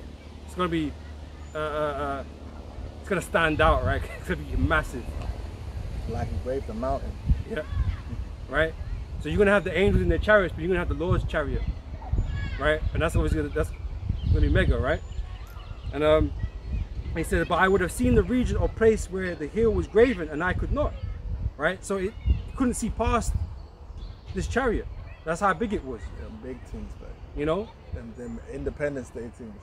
And this is why they show again these types of things in their movies, man, because this is how the Lord is gonna kind of turn up like. But And even this scene is like from War of the Worlds, because he started blasting people. Yeah. This, you know, turning into salt, right?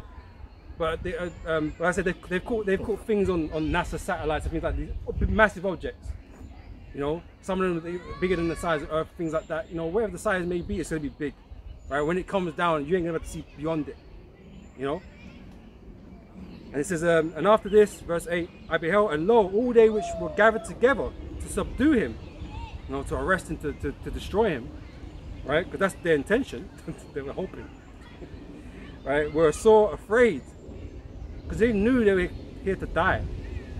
That's way. No. Even though they're preparing people with some kind of, that's far out there, man. That's why it's the Lord putting the Spirit on them to come out to meet him in the first place. That's There's no far way you out come out there. to fight that. That's the unknown right there. Like, I wasn't trained for this. You know what I'm saying? That's unknown. Yeah. You know what I mean? That's different territory right there. Because you're gonna know as soon as they come in, like as soon as they bust through the This air, ain't normal. you're gonna feel the difference, man. This ain't flesh and blood you're fighting. You know what I'm saying? You're fighting beings of immense power, and you're just a man, skin and bone, in a tin can. You know what I mean? You get crushed up like sardines, bro. That's what you're gonna be like, and then so you're gonna be afraid. You know, but you're gonna be there to prove a point, right? So you're there as a sacrifice right off the bat. Right? Verse 9 said, and lo, as he saw the violence of the multitude that came, You know, coming with the air fighter jets, the missiles and thing, right? Right? It says he never lifted up his hand, nor held sword, nor any instrument of war. But only I saw that he sent out of his mouth as it had been a blast of fire, right? And I don't care, I'm reading first, right? And out of his lips a flaming breath, and out of his tongue he cast out sparks and tempests. Yeah, some next Powers, energy weapons. you know. This ain't gonna be no conventional warfare. Like I said, the Lord ain't coming to meet you like a man. Bullets. So he ain't playing on your level. He's gonna show you the levels, and he's gonna wipe you out with his power. It says, but only I saw that he sent out of his mouth as it had been a blast of fire. Sorry, verse 11. The type of shits you used to get on what's that thing? Not Halo. You had the other one, innit? That other shooter used to have. Is it Unreal something? Unreal Tournament. Yeah, them type of weapons you get on Unreal Tournament, man. Exploding, crazy man, ones. From the inside and shit. yeah. Them doom weapons, man. This is verse 11. Says, and they were all mixed together, the blast of fire, the flaming breath, and the great tempest, and fell with violence upon the multitude which was prepared to fight. And burned them up, every one, so that upon a sudden of an innumerable multitude, nothing was to be perceived, but only dust and smell of smoke. When I saw this, I was afraid.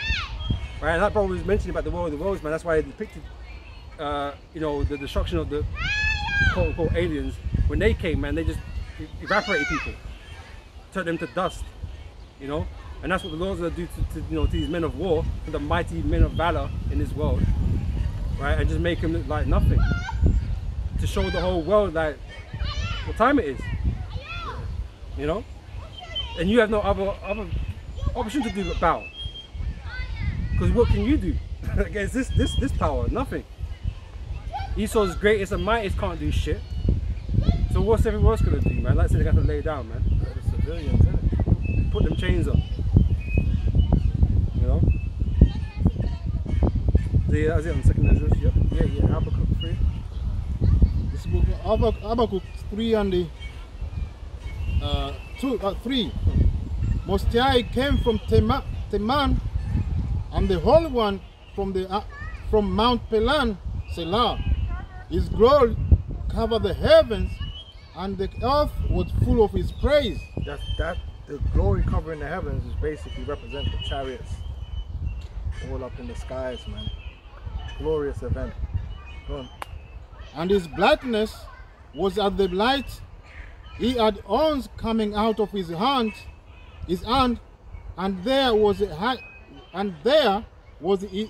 hiding of his power. So them horns represents, was it rays of light, I think, is it? Yeah. When you go into the word horns, it just represents his power, man. Because like I said, he's not coming to meet you like a man, he's coming to come in his great glory, man. He's coming to show you why he's King of Kings. You know? Yep. Before him went the pestilence, and the burning coals went forth at his feet. He stood and measured the earth. He beheld and drove asunder the nations, and the everlasting mountains were scattered. The perpetual hills did bow. His ways are everlasting. I saw the tent of Cushan in affliction, and the heathens, man. Them, Ethiopians and again different heathens. So the Lord is coming to. It's a full spectrum dominance, man. All these nations are gonna catch something. You know, even them Somalians, man, they think they're bad right now. But this is the madness, like this is why this event is gonna eclipse previous, deliverances the Lord has done for us, man. Because it's never been heard. This situation has never been heard of before, man. Global destruction and judgment, right? The Lord's gonna take on every army that exists at one time. You know what I'm saying? Global destruction, global domination. Like everybody's army, one time done, quick time, record time. It's like Mortal Kombat Final Conquest. You know, it's never been heard of. This has never been heard of. But this is what everyone is going to witness, man. And everyone's going to know for sure, man. This is the Lord. This is His Son. These are His people. No doubt, no questions. You know. I saw the tent of Cushan in affliction, and the curtain of the land of Midian did tremble. Was the Lord displeased against the Levites? Was thine anger against the Levites? Was thy wrath against the sea, that thou didst lie upon thine horses and thy chariot of salvation? Horses and chariots of salvation. We read about the clouds, read about the horses, chariots, talking about these so-called UFOs, man. And they're chariots of salvation because they're coming for the salvation of his people. But as we're reading, great destruction and peril for the enemy, man, the other nations. Go on. Thy bow was made quite naked, according to the oath of thy tribes, even thy word, Selah. Thou didst grieve the earth with livers.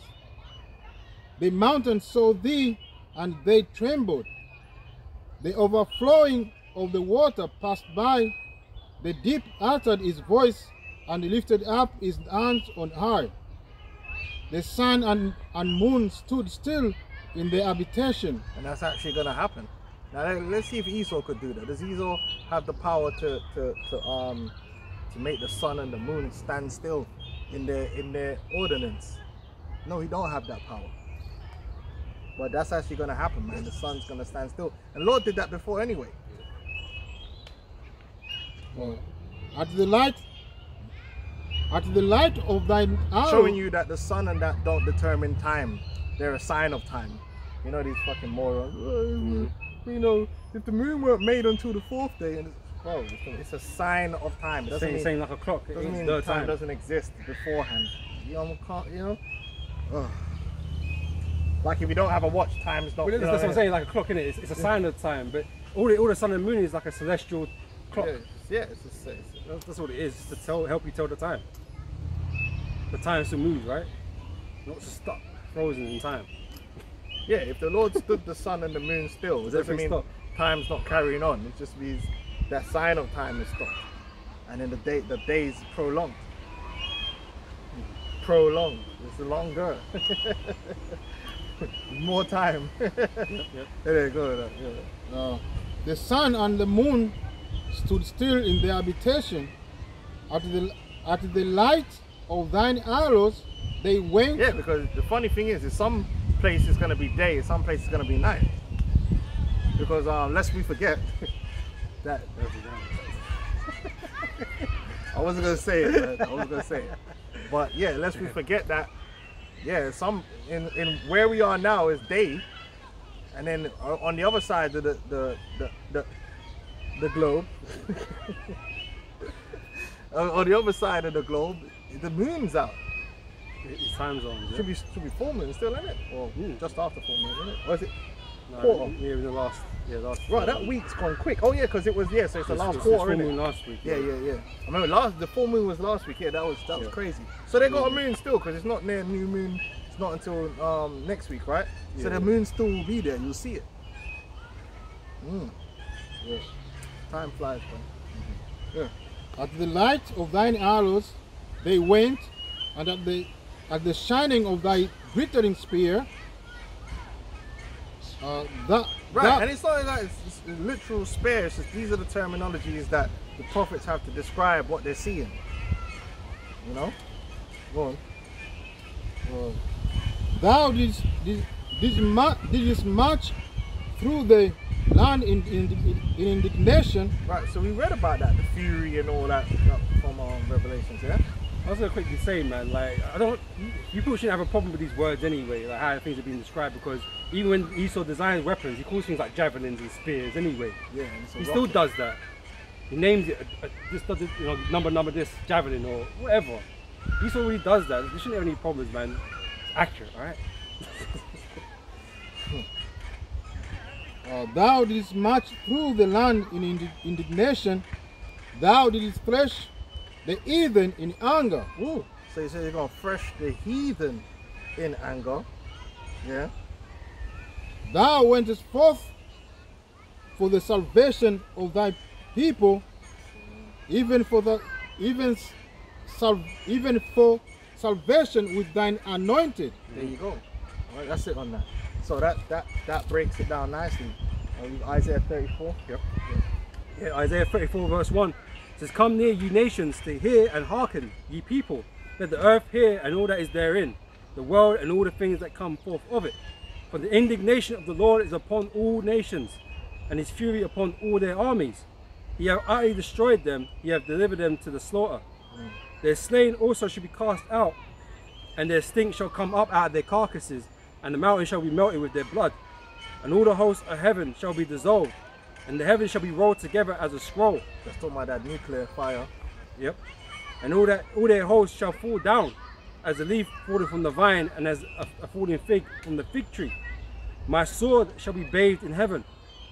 Behold, it shall come down upon Idumea." Oh, it can come down to Idumea. So now it's being specific. Now, who's Idumea? America. America is Idumea because it's the land of Esau, Edom. They're the dominant people in that land. Yeah, the chief city. White America. Is it Eminem? Yeah, Yeah, that, you know. yeah. Idumea is their chief city. You know. Yeah, that's where the judgment's coming. So it shall come down upon Idumea and upon the people of my curse. Right, So, that's Esau, because Esau's cursed to destruction. He's cursed to like have a bad ending, basically. Like, they are cursed people. Their end was always gonna be a sad one, mad one. There was no way it was gonna be anything else other than that. They are cursed to that end, because going back to their forefather Cain, yep. it said, "From the earth shall ye be cursed." Yeah, a fugitive and a vagabond shall thou be. Esau's always been a fugitive and a vagabond. He's always got it coming. He took that mantle, man. He took that mantle on. He's always had it coming. That day was always haunting him like a jaguar, Hanging over him. like a leopard. Even in his ascendancy, even when he is exalted, that day was still there. Like, you know, in that movie, the latest one, the Puss in Boots. I seen it. Okay. When you watch, yeah, it's sick. It's actually good, well written and that. And in the Puss in Boots, death was always there. Like, they go back and show you that if you go back, death was always kind of there, just waiting for him. That's a curse. Yeah. The curse has been waiting on Esau all this time. They've done all of this greatness. So America was always doomed. America was always, from its inception, on the road to perdition. That was always going to be the end of America. You Edomites were always going to end up being exterminated from the earth. That was always your end, because the Lord have cursed you to that end. And there was nothing you could do to steer yourself, even like, because I did a video yesterday, even though you got all this witchcraft, right? You got all the witchcraft and the numerology and the gematria and the astrology and the blood magic, and you got all of this. No magic, and none of it can change the course of where you're going to end up. There's no success. You can't change your fate. You can't change your destiny. And that's one thing Esau hates the idea of. You watch any program, they hate the idea of destiny. Most of their programs, it's all about changing destiny. Or you can control your destiny. You can change. I know the prophecy says this, but you could. Everything that you've been able to do, the Most High has allowed you to do it. So you might even feel like, oh, I'm benefiting from doing this. But it's part of the plan. It's deception. The seed and the deceiver is Most High's. Right? So he's got you believing in something that really pays no benefits, man. Because your end is the same. It's the same. It's just going right. Each step you take is a step closer to your own inevitable destruction. Like my man Agent Smith said. That's the sound of inevitability. It was always going to be this way. There was no other end. You can't look back and say, well, what if I did this and that? No, there was nothing else you could have done. You're the people of the Lord's curse. You were set up. It wasn't going to be nobody else. The Hamites weren't going to build a nation like America. Jake weren't going to build it. The Moab, it couldn't. It was you. Idumea. You had to be the ones to build America, to build it up, to do all that wickedness, and to be to become an ensample for those after that would do ungodliness. It was always going to be you. It's Malachi chapter 1 verse 2. I have loved you, saith the Lord, yet ye say, wherein hast thou loved us? Was not Esau Jacob's brother, saith the Lord? Yet I loved Jacob, and I hated Esau, and laid his mountains and his heritage waste for the dragons of the wilderness. Whereas Edom saith, we are impoverished, but we will return and build the desolate places. Thus saith the Lord of hosts, they shall build. Right? So you've been allowed to build. You've been allowed to come to your renaissance, right? Your rebirth. You've been And able you're to still come building back. now. You're still Like building. all over London, there's nothing Yep. but cranes. But I'll tell you the truth. A lot of this stuff they're building now is inferior. It's extremely like, they're just slapping it up there, and because the house prices are high, they can get good money for it. But the actual building is, they're farcical. For my uncle, old school Montserrat man, you got that thing ain't built to last. That ain't. Hey, you know what that's a sign of as well? They know the end's coming. Man are trying to make their money quick. No, they're just assholes. They don't give a fuck. They're not building it. They're not. That's not real. They're slapping it up like that. They're slapping it up like that because they can. They can cut corners, give you something lesser, market to you as something great, and charge you it's madness. charge you 500 grand for a 1-bedroom flat somewhere. You know what I mean? They could, because they can. And it's bullshit, like. And you're not really buying no quality. But all over London, they're building all these fucking crappy little apartments and stuff. Even the stuff they're building over Riverside. My uncle's been in there. So you knock on the wall and, The house echoes. bro, it's they're just slapping it up, and it's new, so it looks. The only thing about it that looks good is that it's new, but really they're just slapping it up there, man, and charging people $2 grand a month to live in it. Now it's not worth it. It's extremely low quality, but they're still building it up. Esau, there's a lot of cranes. There's a website you can go to, and it will show you the active cranes in all the different cities, man. Toronto, they're still building up. They break down old warehouses, old industrialized areas, because they're not doing no industrial work, and they just build apartments on there for the masses to come in and enslave themselves for the next 80 years to pay it off. And by the time you get to the 40 years, it's already falling apart because it was so low quality. Fuck. So whereas Edom saith, we are impoverished, but we will return and build the desolate places. Thus saith the Lord of hosts, they shall build, but I will throw down. And they shall call them the border of wickedness, and the people against whom the Lord have indignation forever. They'll be identified. You Edomites have a special place with the Most High. You see, you're not just a heathen. You're the heathen. You're the heathen of all heathens. You're the Bible says the worst of the heathen. So you're gonna have a special mention when it. Credit to you. You're gonna have a special mention when it comes to the judgment. You have a whole book that's declared to you, like in the book of Obadiah, that's on your judgment alone. That doesn't. No other nation has that. Nope. There's no other nation that has a whole prophet, a whole man was just raised up here to just curse you out and say you're about to get fist up. Done in. You're about to get done in on the cobbles one time. Yeah? The Lord's never declared it like an eternal war against you, like against any other nation other than Esau, like beginning with Amalek. The Lord's never done these things. The Lord says He's hated you, He hates you. You know, you're people of His curse.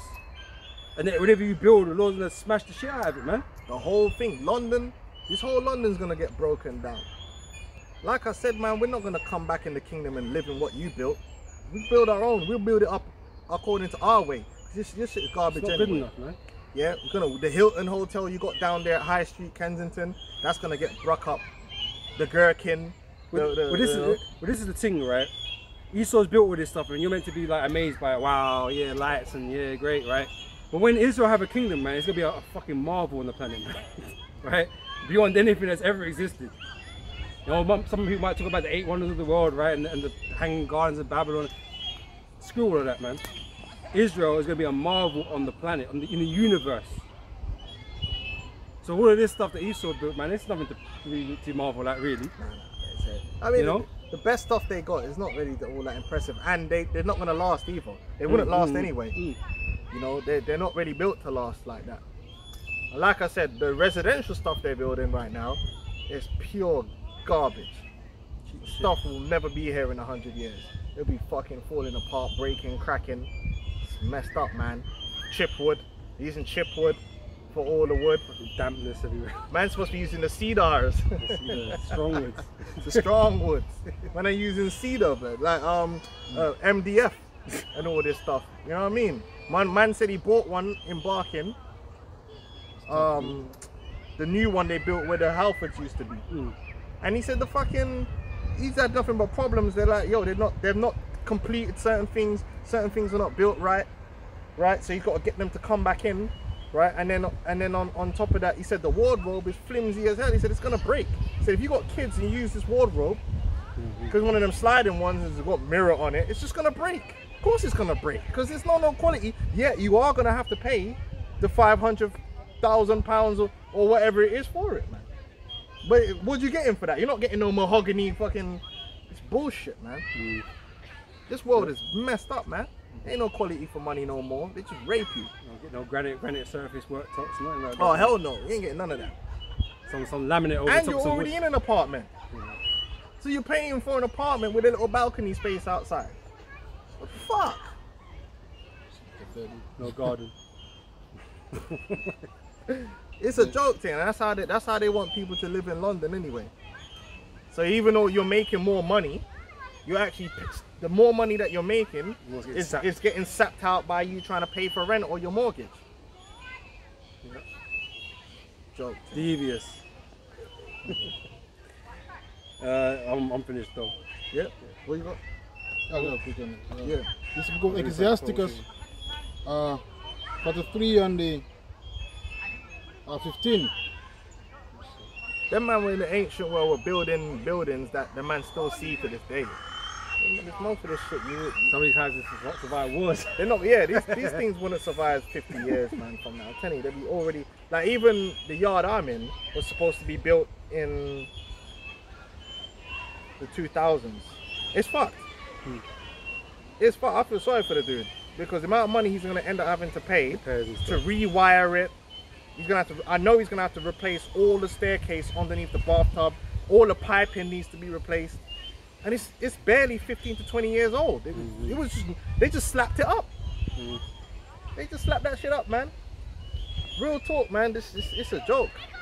And the house is probably worth about 600k right now. It's mad. So who's buying that for 600k? I wouldn't. I'd rather live in my car. Got better seats. There we go now. This is the book of Ecclesiasticus 43 and 13. As the clay is in the potter's hand to fashion it as it is, to fashion it at his pleasure, so man is in the hand of him that made him, to render to them as he liketh him most best. Good is set against evil, and life against death. So the godly against the sinner, and the sinner against the godly. And Esau represents that man of sin. He's the ultimate sinner. He's the evil one that is set against. And he's cursed to that man. And the Bible says what? The wicked is snared by the work of his own hands. He can't even turn around and say, oh, well, it's unfair. Bro, you did it though. The judgment that's coming to you is based upon what you did. Yep. You've done the deeds, which is now going to lead to the consequence that the Lord set before you. You can't turn around and say, oh, why should I go into slavery? I didn't put nobody in slavery. Well, actually, yes, you did. But I didn't kill no one. Well, no, you did. Well, I didn't lie. Well, no, you did. What didn't you do? You done everything. You played the role of the devil, and it just so happens to be that role of the devil, It's you. it don't just end how you want it to end. Sailing off into the sunset on your super yacht, pulling up in Monaco, fucking watching the Ferraris go and them drive by, watching the F1. It ends with you going into slavery and then being exterminated out of this construct, out of this beautiful earth filled with so many delicacies and delights that you will not enjoy anymore. Yeah, the Lord said you reap what you sowed, man. Regardless of whether you're in complete control of that or not, but the fact stands, isn't it? You know, you have to reap what you sowed. That's what it You're is. sowing evil, man. Great evil in the earth. Great evil, pain and sorrow. Suffering. That's what you've brought to the people of the earth, and then lied to them and pulling scams. Once again, there was another article the other day. Why did they have that Ellie Brooke? They had Ellie Brooke here, that porn star bitch. Yeah, proper destroyed girl. It's always these girls that were, you know, something's happened to this girl. She was telling everyone how she banged everyone in her school when she was in secondary school. So you know she's been molested right, by a from the dad or something. Well, she actually don't have a dad. She's with her dad's dead or something or whatever. She's fucked in the head. She's a fucked up individual. Only a fucked up woman can have sex with that many men. Yeah, and she's like she's a porn star. Then they put her on the boxing to do the boxing. Well, yeah, she's alright with the boxing, right? How does she then end up on Piers Morgan? She's just being promoted, and then Piers Morgan was like, "Oh yeah, but the things you're doing," and she's like, "Oh, my children can cry in a Ferrari." And the reason they're putting people like that, yeah, out into the open is to seduce people into, well, yeah, maybe it's not so bad. She's happy. She's not happy. It's just bullshit, man. She's in one interview talking about sticking her finger up some man's bum and a worm came out. And then she stuck her finger up her bum and a worm came out, so she had worms. It's disgusting, man. These people are filthy, man. Yeah, man. It's just, oh, bro, it's filth. And so why is she on Piers Morgan? Why is she getting her platform? This is what I mean. Like, Esau's pushing nothing but like folly out into the world, Folly man. is setting great dignity. It's just mad. That's what it is, man. I'm like, why would Lizzie, all these guys? Yeah, like, why did they they get platform? why did they get the time? There's people out there doing positive and more productive things that you could be given a Exposure platform to, to yeah, and yeah, exposure yeah, to, yeah. but you're giving exposure to some slut, some destroyed, soulless star. creature, OnlyFans porn star that's got worms. What? You know what I mean? Esau, you got to go, man. You absolutely just have to go. You've done too much in the earth, man. People got to be fighting to get you not to teach their children about LGBT in school. Why are you teaching children about sexuality in school anyway? I thought the children weren't allowed to have sex. The one guy, I was thinking, yeah, like, why are you even teaching them about sexuality and having sex with other people? They're not meant to be having sex, right? Why are you teaching them that? 3, 4 years old. You don't teach your children about sex at them ages anyway. I don't remember teaching my children. You don't teach them about. They don't have a sex drive. You teach them when they start getting older, and they're okay. They're getting to that point. Now I need to teach them about sex. But I don't remember a 3-year-old daughter, and you put the penis in the vagina. You want this, yeah? Then you bend over, back way. You know, I'm fucked up. Like, Nah, what's man, this you all give about? them, you give them the stalk stuff. You give them the basics, man. You know what I mean? It's like you give them the child-friendly version. You know, and Rebecca went into Jacob's tent, and that's it. You know, or they you know, oh, the babies come And from, they knew alright. each other. You know? You know, and there was a baby in the belly. You Yeah, like what are we doing here? don't have to go into specifics. Teaching a 3-year-old how to masturbate. Like, what's going on here? See, These people are that freaks, sounds man. that sounds deranged. It's absolutely that's deranged. different. That's why Esau, he got to go. That's why he got to go. So book of Revelation 11 and 18. And the nations were hungry, and thy wrath is come, and the time of the dead that they should be judged, and that thou should give reward unto thy servant the prophets, and to the saints, and them that fear thy name, small and great, What's wrong with the chat? and shouldest destroy them, Yeah, go on. and shouldest destroy them which destroy the earth. Esau Edom is the most destructive entity in the earth. Like and this is the thing, now all of a sudden he's an environmental warrior, but he's not. It's all fake. The whole green movement, it's not real, it's fake. That's why the original guys that started Greenpeace all left, because they co-opted the green movement. Instead of going against real pollution, they just wanted to fit their carbon agenda, right? The most polluting, the organization, institution that pollutes the earth the most is the American military, right? Also, they created a capitalistic industries which do nothing but pollute the earth on an industrial scale for no reason. So they push, like, for instance, like you niggas, they got these celebrities, right? Now, to be a celebrity, right, and show off how much of a don you are, oh man, you see Floyd Mayweather's fucking, he's such a bitch. He thinks he's a man, but he's not a man, because men don't act like this. But we know that he's been set up by the elites. Oh man, look at all these look at all these trainers I got, man. And he's got trainers stacked to like, he's got like a billion trainers. Now, I'm gonna tell you this for free. Don't get it twisted. As a king, you can have certain things in abundance. But there's certain things called a king's treasure. But a king's treasure should be specific things which are of actual worth, not fucking random Jordans. Jordans are not worth anything. Anyway, they got a bunch of Jordans. He's got like a billion Jordans in his room. Man, I'm telling you, man, I only wore a pair of trainers once. So what you're trying to tell me is, to make that trainer, they've had to destroy the planet like 5 times over, and you don't even show the decency to actually wear and use the trainer. So now you've got a billion trainers in your room, only so you could get a camera. It's not even that you want to wear them, because what's the purpose of clothes? To wear. You're buying the clothes to wear once. Oh man, and it's these goofy Americans. I'm sorry, man. It's this goofy black American culture that they push through the celebrityism, but niggas in the UK are gonna copy that anyway. Oh man, check this out, man. I got this shirt.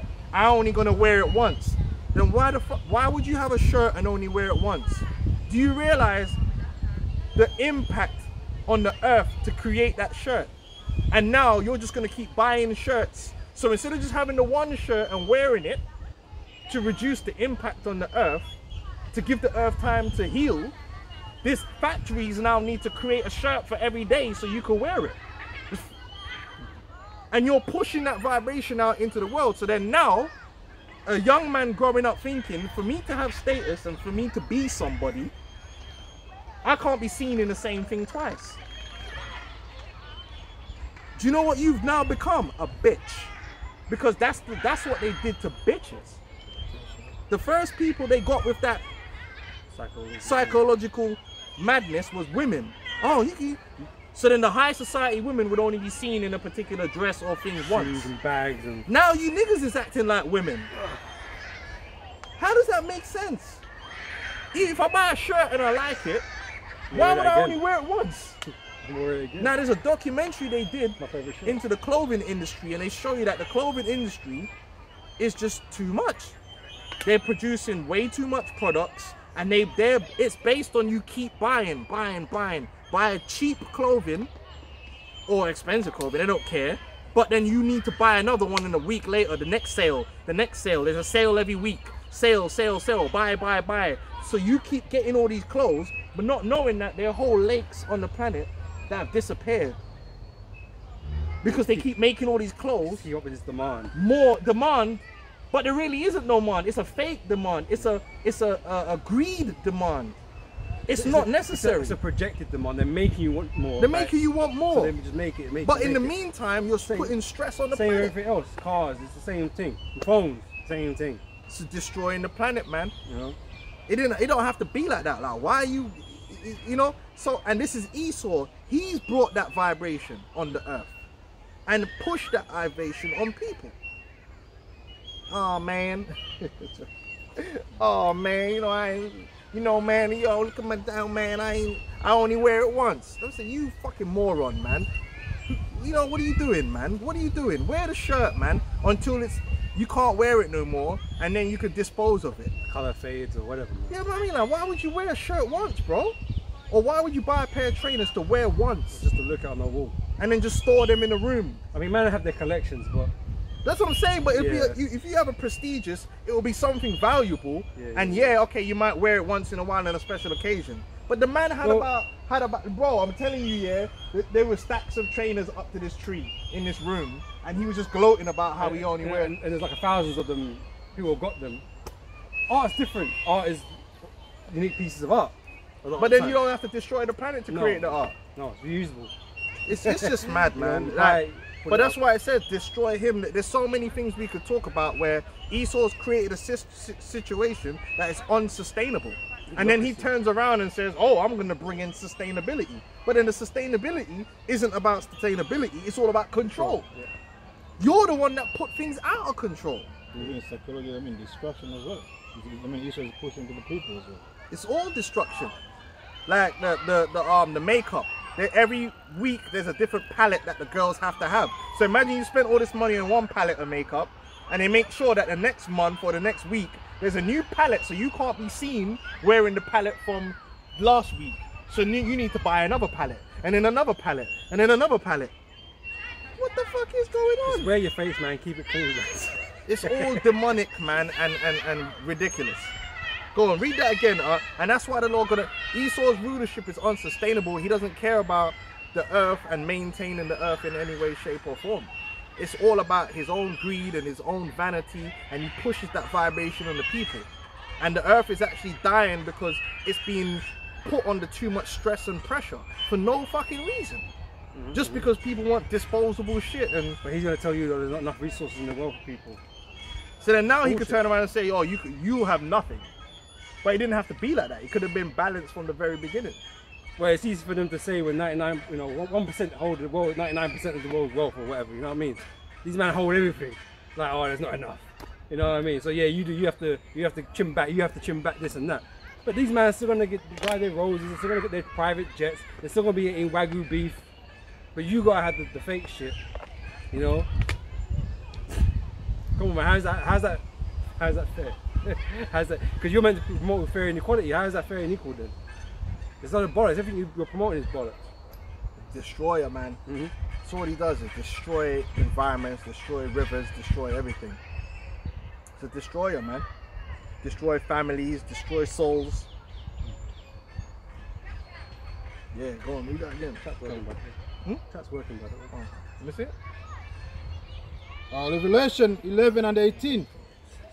And the nations were hungry, and thy love is come, and the time of the dead, that they should be judged, and that thou should give reward unto thy servants, the prophets, unto the saints, and them that fear thy name. Right, it's gonna be to see America get destroyed is actually a reward, and that's why the elect, even the elect that pass and return, all of the elect are gonna have front row seats to bear witness to the judgment of America. That's actually like a reward to see it. Like the 2/3, they're either gonna see be in the destruction, but they're not gonna be there to see it. You know what I mean? It's either you're gonna in destruction or you're somewhere else. But the elect are gonna get that front row seat where they're gonna see the destruction. The greatest show on earth. The greatest show. I'll read something quick.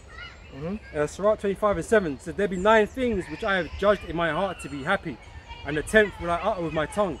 A man that have joy of his children, and he that liveth to see the fall of his enemy. We're gonna see the fall of our enemy, which is Esau Edom, man. That filthy, the disgusting place. It's a joke, man. Joe Biden. Do you know they got like 3 different congressmen, man? Charles Hopkinson was talking about it. There's one that's got dementia, and they're still in the Senate. They literally have dementia. One other guy is so bugged out, he started a speech with good night, like goodbye everyone or something. Like it's a joke. Look, bro, America's a joke. Joe Biden, the fact that Joe Biden is a president is basically the elites. Look, whether it is Joe Biden or not, I don't know who it is, but that creature that they've put in there is literally making mockery of the American people. It's the elite saying, you people are so distracted, so dumbed down, so fucking stupid that we could put this guy in so-called charge. Because he's not in charge. We know he's not in charge. And the guys can barely speak, barely walk.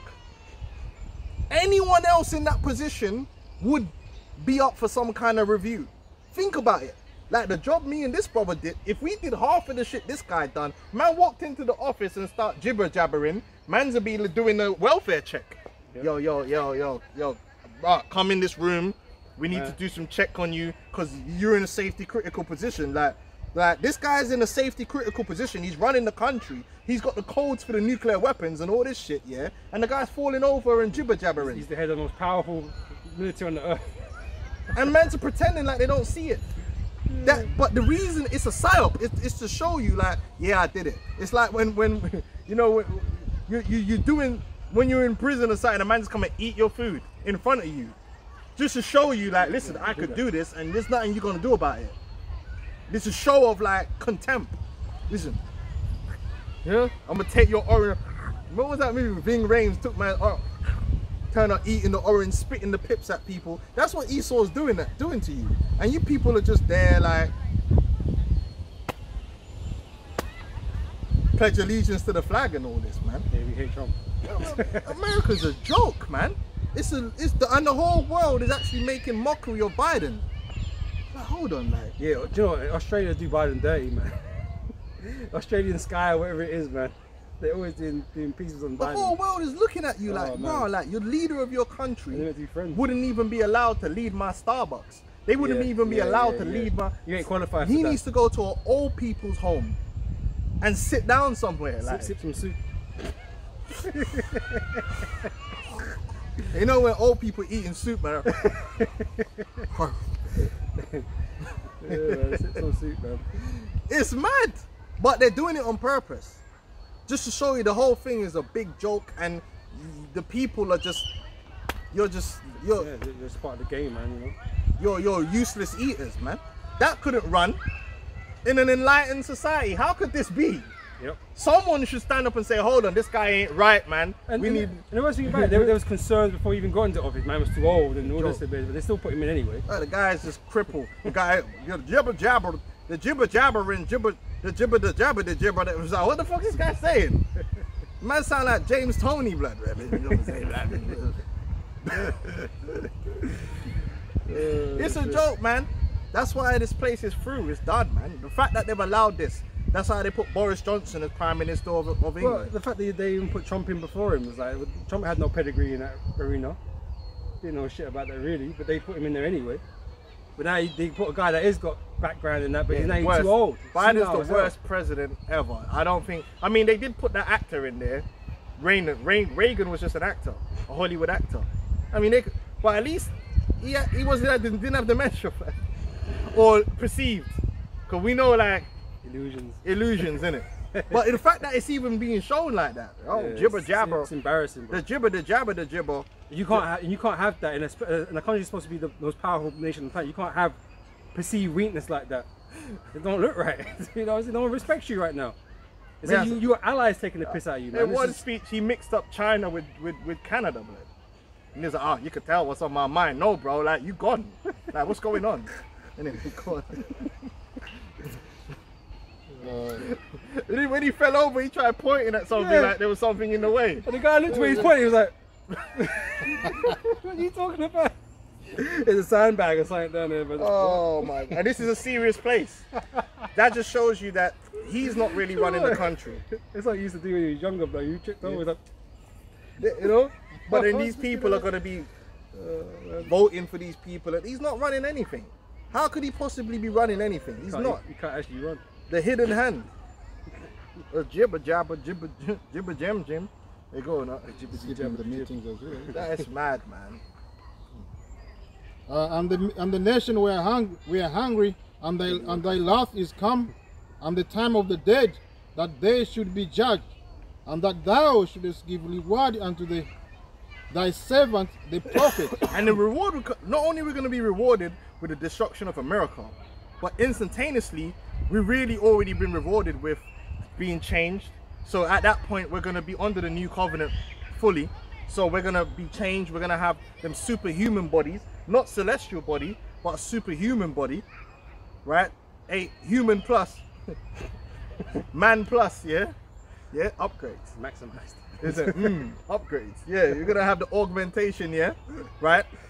But literally, as America's destroyed and we see their armies destroyed, we're going to be rewarded with slaves, land, straight away. And it's not like we're going to be waiting around for like, we've got to wait 3 years, got to sign some documents, put it through the courts. We're gonna have power straight away. We're going to have power straight away.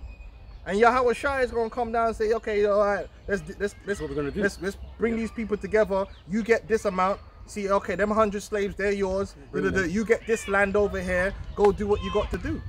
And we're gonna get to building up our kingdom. We're gonna have our slaves. You know what I'm saying? Everything gonna be in order. Set up our colonies to get what we need: the marble, the wood, the rum, whatever we got to do. Straight away, our reward is the kingdom. The kingdom is gonna be there for us. The holy Jerusalem coming down out of heaven. We were gonna receive the reward. They say as soon as Yahweh Shai comes, it's the changing of the guard, man. It's changing over. That's it. It's finished. Like, what does the scripture say? The kingdoms. That's debt wiped out. The scripture say the kingdom of this world, of these worlds, have become our lords. Yeah. As soon as he turns up, Yeah. it's his. We don't owe nothing after that. You don't have no debt. You ain't gonna pay no tax. Yeah, you ain't worry about all of that. You know what I mean? How many more payments you got in your car? Turning back up to work, yeah, bro. Payments, mark of the beast, CBDCs, yeah, disease, Yeah. none of that. Yeah, Ailments, woman problems. Ain't gonna have none of that. Ain't gonna have no problems. That's the reward. That's the kingdom of heaven. And it comes with the Lord. We're gonna be alive now. He says our life is with the Lord when he comes. No stress.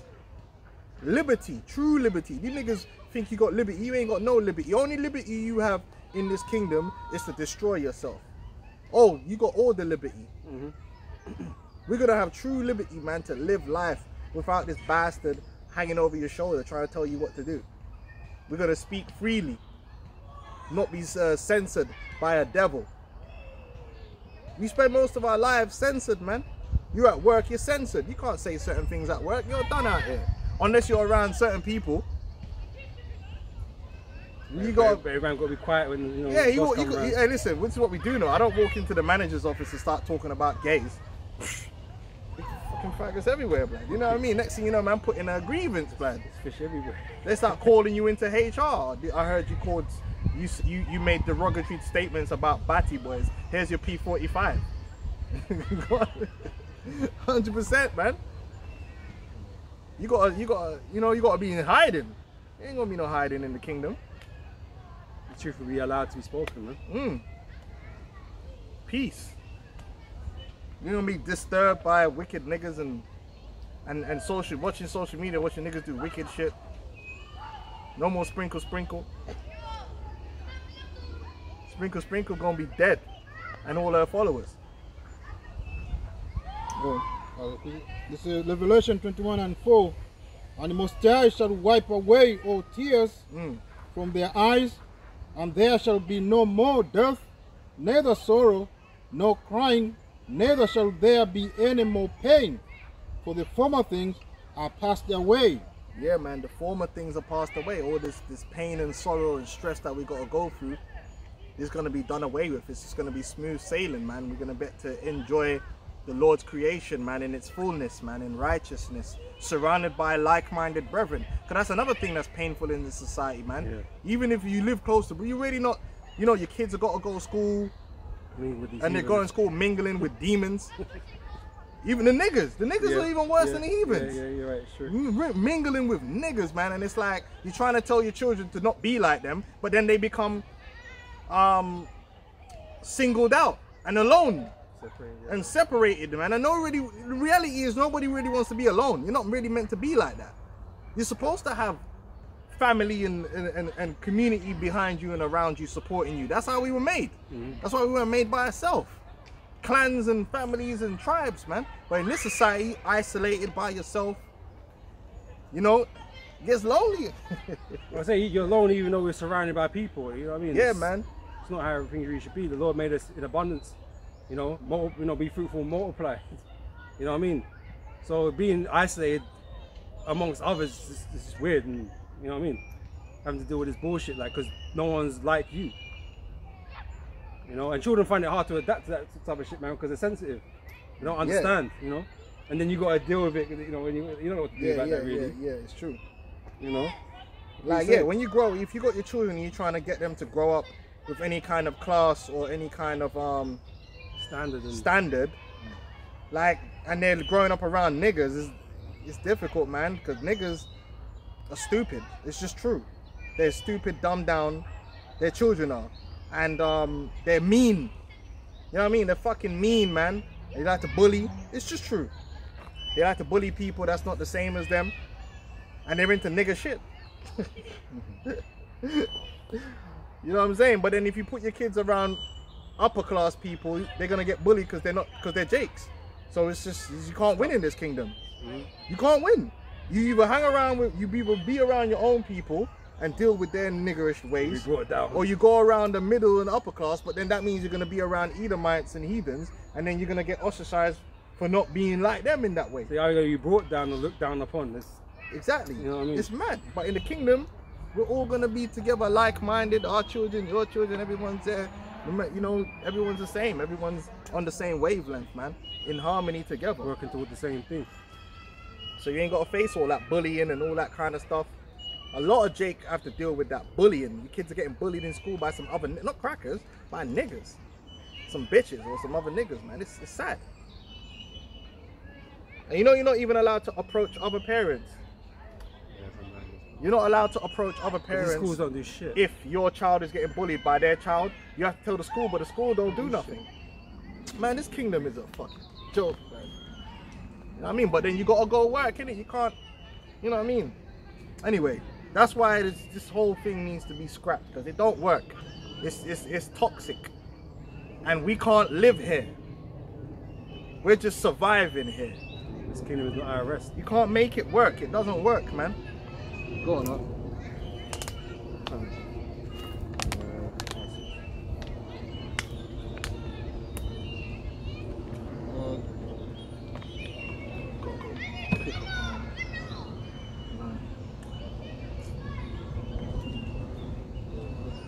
It's the book of Isaiah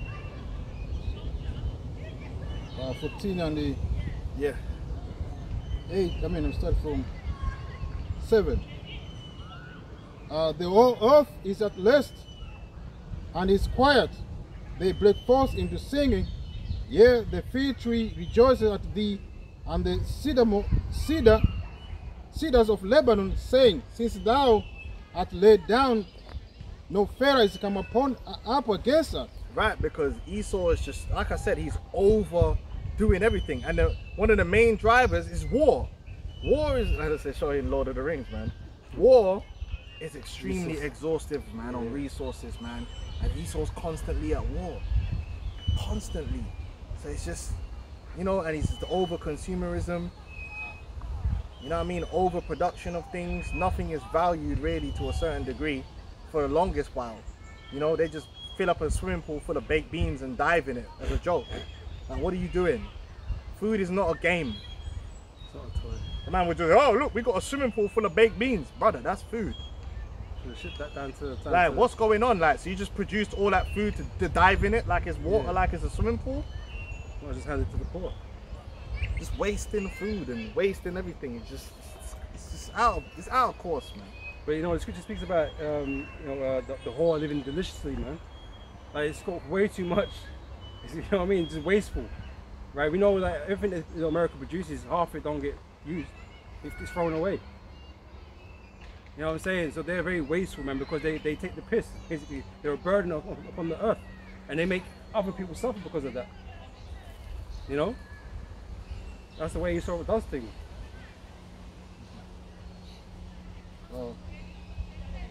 Saying, since thou art laid down, no Pharaoh is come up against us. Hell from beneath is moved for thee to meet thee at thy coming. It stirreth up the dead for thee, even all the chief ones of the earth. It has raised up from their thrones all the kings of the nations. All they shall speak and say unto thee, art thou also become weak as we? Art thou become like unto us? For these great men on the earth, the men that, you know, can make phone calls and really make shit happen. You know, they can really make shit happen. I'm talking about the elites. They make one phone call and real shit happens. Something you niggers don't know nothing about. On your little low level, on your streets. Yeah? These guys have actual power in the world. In the globe. They can make all that money you're stacking, man. We worth nothing. Yeah, man. They control a lot, man. They're gonna become guys that's just in a pit with no power, no prestige, no authority, No influence. no influence. No, they're gonna have nobody's ear. They're no one gonna want to listen to them. Look at them. Look where they at. No bodyguards. Humble.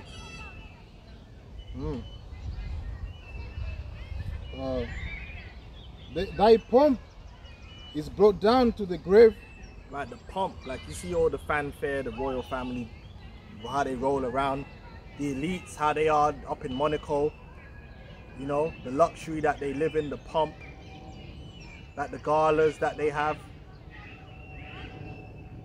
you know, that's all going to be done away with. They're going to be brought down to poverty, extreme poverty. On the noise of thy virus, the worm is spread under thee. The noise of the veils, remember, man, they're constantly celebrating their victories and their successes. Right? But when you're in bad times, you ain't no hearing no vials, blood. You know what I'm saying? You know what I'm saying? All that business going on, you know. That's what they say. There's a parade, that the demon nigga. There's a parade in my city, yeah. There's a parade when you win shit, innit? You know, niggas aren't parade when they losing. You know what I'm saying? So all the noise of the vials represents their successes that they have, the celebrations that they have because of the success they're having in the earth. Well, when you're in the pit, man, there ain't no vials, man. That's done away with. Where's the success? Where's the what? There ain't nothing to celebrate no more. It's just shame. You know? We gonna be blowing up the trumpet. You know what I mean? And the trumpet's a badass instrument, man. You know, so that soca, that calypso music. They bring that trumpet out, man. It's mad. Trumpet and the bass guitar, serious. The worm is spread under thee, and the worms cover thee. How art thou fallen from heaven, O Lucifer, son of morning? Right, these elites, man, they had themselves up. They're the enlightened ones. They got all the knowledge, the wisdom, the understanding. They know how to do everything. They got the knowledge of life. They're gonna live forever. Them man really thought they were godlike. They thought they were ascending into gods and all this business, and they're just gonna be in a pit. They're just gonna be in a pit, stinking. No luxury, no bath, no one coming and having hand and foot to them, because a lot of these elites, they live hand in hand. They got body slaves, man. Like they were talking about this guy, Prince Charles. Man called up the butler because man dropped a piece of, man's at his desk. He dropped a piece of paper on the floor, and he called downstairs to his butler to come all the way upstairs to pick up the piece of paper that was right next to him and put it back on his desk. That's how these devils been living, man. The groom and the stool and all that, man. And not just the I'm talking about all, because them elite families all live like royals. They got their butlers and their slaves that do everything for them, man. No, don't forget, we had that image of Evelyn, you know, when he was still alive, right? Whatever. Poking Prince Charles at the time in the chest, bro. What man could put his hand on royalty, bro? Yeah, they're all royalty, innit? That's what I'm saying. So these men obviously, they got positions, bro. You know what I'm saying? You know, these are not just not businessmen, you know what I mean, or bankers. They're not just these simple dudes like that. They are kings in the earth, you know, rulers in the earth. Yeah, they make phone calls and things happen, man. These are not the type of people you really don't fuck with. Everyone's scared of Little Pokey. Little Pokey ain't shit, man. Evelyn make a phone call and it put cases on all of you, man. You disappear. He got real killers on the line. Like they're called militaries. They send the killers over to, you know what I mean, to get shit done for real. And their killers don't get prosecuted. You know what I'm saying? Like they're on a different level, but they're gonna be brought down from their heaven, from them. They're sitting up there in Monaco, yeah, and you know, on their yachts, enjoying the Formula 1. Quick precept. It's from Sirach 11 verse 25. In the day of prosperity, there is a forgetfulness of affliction. So Esau don't think he's ever gonna get, you know, you're not gonna get the recompense, right? It says, and in the day of affliction, there is no more remembrance of prosperity. So when he's in that pit, them things ain't coming to mind. All he can think about is the pain that he's in, The discomfort. you know what I mean? The lashing on it. That's what he can remember. What's he can think about? Yeah, these men don't really know. I mean, the only discomfort they know is their rituals, man. They don't really know no real discomfort, man. They've never been put in a position that they don't want to be in. But we're gonna put them into that position they don't want to be in. They're ain't gonna be sleeping on beds no more. They're gonna be sleeping on the ground. Dust. Rocks underneath you, man. Uncomfortable. Mm. All the luxuries and everything is gone. All the witchcraft don't mean nothing no more.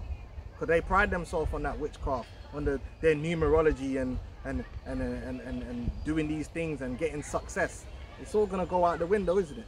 All the silk shorts. Because if all that witchcraft they got was so on point, then why are they gonna be brought down? Yeah. If you really enlightened and you really got this knowledge, then why are you gonna be brought to the ground? Because you're gonna find out you really didn't have it. You thought you had it, but you didn't really have it. Mm. It failed you. Yep. You were also in darkness and you didn't even realize it because you were too busy. I got that as well. Mm. Let me finish this quickly. It says verse 26, for it is an easy thing unto the Lord in the day of death to reward a man according to his ways. The affliction of an hour maketh a man forget pleasure. Oh, and that's what I'm saying. And when the first hour in the kingdom, they're gonna forget this whole kingdom behind here, because we're gonna be busting their lips. We're gonna be slapping them. They're gonna be getting slapped up. They're gonna be getting hurt, man. They're gonna feel unwelcome.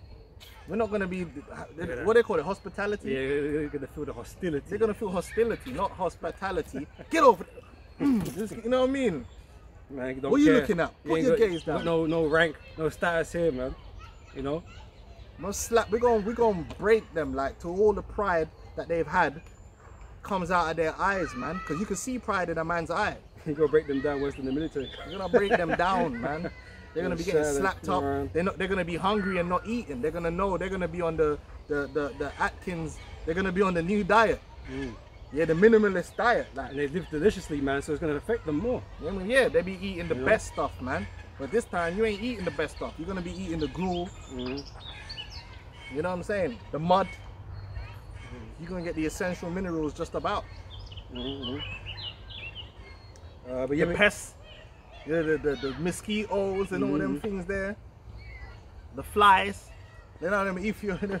Back in the day, show them Ethiopian with the flies all dropping on them, and that's annoying, blood. How you got a fly? You know it's annoying when a fly lands on you, blood. How you got like 10 flies on your face, blood? You know how fucking annoying that must be. Shit, blood. I'll be pissed. Yeah, it's bad, man. 'Cause I feel sorry for the animals. You know, the cows, this is why sweating. Yeah, Like, yeah. that's annoying as well, man. You know, But you might have an Edomite just to do that, just to get the flies off the cows, man. That's his job. Serve the cow. Hey, the cow's gonna be living better than you Edomites in the kingdom. Cow's gonna be alright, taken care of, because we want that juicy oxtail. This one was like, yeah. God. God. it's, Isaiah 47 verse 10. Cow. If only cows had two tails. It's like two cows. Black isn't it? tails. Isaiah 47 and 10 says, thou hast trusted in thy wickedness. Thou hast said, none seeth me. Thy wisdom and thy knowledge have perverted thee, and thou hast said in thine heart, I am, and none else beside me. So they say, you think you're like the Most High. Right, that's why they look at it, because they got all this. That's really what they pride themselves on. The elites pride themselves on these esoteric and occultic knowledges that they have, or the ability to manipulate people without them knowing. Like they pride themselves on the fact that they can run psychological operations on the people, and 99.999% of the people don't even realize that there's an operation being run on them. And they're watching two people arguing, and they don't know that whole argument, Esau set it off. That's annoying. And they're just like, yeah, see, we got it. We know how to do this thing. We know how to get this job done. And they pride themselves in that, because that's why they think, okay, we're above and these people are below. Because we have the light, we can see what we're doing, and these little minions down here don't know a damn thing. We got them doing things which is against them. Like these boneheaded women supported feminism, which is against them. And they're like, wow, it worked. They really are stupid. They really are fucking dumb. But you see, that's because they got the knowledge of witchcraft, how to cast spells on people. Yep. And people don't know that the spells are coming on them. They sit there watching X Factor and all this stuff. They don't know when spells are being placed upon them, because they're ignorant to these things. But them man know. So when they see that, they think, yeah, like where they get gassed off that. Yep. Verse 11 says, therefore shall evil come upon thee. Thou shalt not know whence it riseth. But you so wise, why can you not see it? that this destruction is coming your way. Right? So, and mischief shall fall upon thee, thou shalt not be able to put it off. And desolation shall come upon thee suddenly, which thou shalt not know. Because there's going to come a point where things are going to stop going to plan. Because then you're going to realize that really it was always the Lord's plan. And things are going to get out of your control. Because right now, look, even with this, a lot of things that happen in society, Esau's orchestrating it. It's a controlled demolition. But he don't know that the Lord's using him to do this controlled demolition until it gets out of control. Shit turn left. Because is it a controlled thing that he's going to be in a pit? No, he obviously doesn't. He's not in his, it's not in his plan to end up in a pit. He don't want to do that. But there's going to come a point where that's where it's going to head. It's, oh shit, like what's oh man, we had everything under control. We had it all planned. How did it turn this way, that way? Because the same way you're thinking you're illuminated and got everyone dancing to your tune, the Lord is the real illuminated one looking at you like, boy, like this guy. And the Lord said he disappointed the devices of the crafty, man. You take the wise in their own. See, they think they're too smart, man. But my uncle would say you think you're a smart fella, but you're a fart smeller. You ain't that smart, because you're being self-destructive. You're making the same way you manipulating people to destroy themselves. The Lord is manipulating you to destroy yourself. Oh, Lord on a higher level. On a higher level, the real Illuminati, the real enlightened one. You're just robots, yeah. You're just like robots. Dead robots. You're just another dead vampire. Nothing to me. Frost. Verse 12 says, stand now with thine enchantments and with the multitude of thy sorceries, wherein thou hast laboured from thy youth. If so be thou shalt be able to profit, if so be thou mayest prevail. Thou art wearied in the multitude of thy counsels. That now the astrologers, the stargazers, the monthly prognosticators stand up and save thee from these things that shall come upon thee. Right, when the America actually is destroyed. Right? But they want to try and use America. No, the Lord is going to use America. And it's going to be destroyed. And then you're going into slavery. So the Lord used you. How do you feel? And nothing is going to deliver America, and nothing is going to deliver you Edomites. There ain't no witchcraft that's available. There ain't the talisman. There's no power. The lost book of, you know, Doctor Strange. You know what I mean? I call upon the. Listen, ain't none of that going on. Yeah? Don't matter what you do. Can't say Shazam. Shazam, whatever you think you got in your, it ain't gonna work. It doesn't work. Not when it comes to the Lord, and the Lord already proved this in Egypt. But that man had it all. Yep. They had it all. They had all the ancient wisdom, and they still got destroyed, and they were shocked. Oh shit, fuck, man. Because the power of Yahweh Shem Yahushai is final, man. True power. His wisdom is true wisdom, and there's no wisdom outside of his wisdom. And you can't beat the Most High with his own creation. You can't outthink or outmaneuver the Most High in his own creation. Oh, if I do this and that, bro, come on. Man's using blood magic. Who created blood? You're gonna use blood. What's wrong with this guy? Who put the life in the blood? And you're gonna think you're gonna use that against the Most High? Make it make sense. It's verse 14. It says, behold, they shall be as stubble.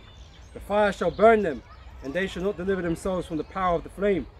There shall not be a coal to warm at, nor fire to sit before it. Thus shall they be unto thee with whom thou hast laboured, even thy merchants from thy youth. And they shall wander everyone to his quarter, and none shall save thee. Ain't no one gonna be able to save America from the indignation of the Lord, and ain't nobody gonna be able to save Esau, Edom, from the indignation of the Lord. Esau is a doomed individual. The so-called white man is doomed. He's done out here. His image is done. The so-called white woman done. No more princess treatment. It's all gonna be done away with in the twinkling of an eye. It's over. The game is over. The jig is up, and every people has faced that at one moment in time or the other. You read about the accounts of Jake, when they had Jake collecting them as slaves, and Jake putting ashes on their head and wailing and crying. Why were they doing that? Because it was over. Certain men are jumping off the boat, just killing themselves. You know it's over when you're doing that. They knew that. They knew within themselves, yo, this is peak. And then we had to really suffer, didn't we? in real life. And they weren't no delivering ourselves. We had to really go through you devils, man, doing whatever you wanted with us. In real life, our children, it's real. And you're gonna have to go through that. It's like we have to subject ourselves to the will of the Heavenly Father, man. And Esau has to do the same. We have to drink of that cup of the wrath of the Lord, man. It's bitter. It's bitter, man, to see your children get dashed to pieces. It's bitter to suffer these things, man. The beatings, the whippings, the hopelessness. But this is it, man. You know, these things are evil, man, and that's why Esau has, these Edomites have such a problem with us talking about these things that are going to happen to them. Yeah, it was evil what you did. Like, yeah, but it's going to happen to you because the Lord is not mocked. That's what I'm The Lord is not mocked, man. It has to come upon you, man, because justice has to be served. Blood and know? torture, man. Yep. Pain and sorrow. Pain and sorrow, man. Despair. The feeling of despair, being trapped. You have to feel all of To the point you want to kill yourself. Like. You know what I do. mean? It's Jake been doing. Jake been doing, man. And you Edomites are doing that even in your own kingdom, man. So how much more say when you know? But we ain't gonna allow you to do that because we're gonna have measures in place, safety measures. There you go, no? We're gonna have measures in place, man. And even if you did that, it wouldn't. You're just gonna be born again anyway. Come back. No escape. No escape. It's Isaiah 14 and 12. How art thou fallen from heaven, O Lucifer, son of the morning? How art thou cut down to the ground, which didst weaken the nations? For thou hast said in thine heart, I will ascend into heaven, I will exalt my throne above the stars of Most High. I will sit also upon the mount of the congregation in the side of the north. I will ascend above the height of the crowds. I will be like the Most High. Be like the Most High. But where was you when the foundation of the earth was being formed? Oh, that's right. You don't know. You weren't even conscious. You ain't even conscious. Big difference.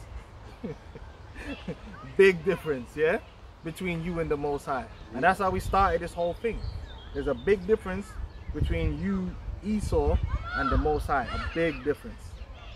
And Esau's gonna have to learn that, and all you, Jake, that look up to this man, you're gonna have to learn that. We don't have to learn it because we know it, we believe it. We know, we truly believe that there is a true power, Yahweh Hashem Yahushai, and he is what we say he is, the Most High, the ultimate power. And Esau is just a man. And not only that, he's a condemned man. And there's nothing he can do to undo that condemnation. There's no gun, there's no witchcraft, there's no nothing. Alright? Any more on that? Yet thou shalt be brought down to hell, to the side of the pit.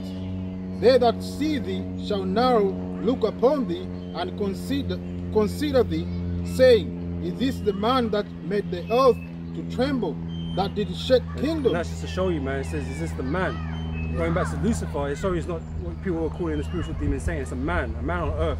This is Edomites. Yeah. The elites. The elites. Are these the people that were the movers and shakers in the earth? Because this is not how America, people react to America. Because they're mighty in the earth, right? And people don't really want to fuck with America, man. Because they got the nukes, they got the force. Not even that. These powerful men. These powerful Edomite families, man, that behind the scenes, people that know, if you get a phone call from these people, they're shook. Because they know that these people command, that there's really men out there that do have real power. Like when they call guys, they have to listen. Oh, such and such is on the phone. Or a man relay a message. Yeah, this man has said that. And they know they got to do what they're told.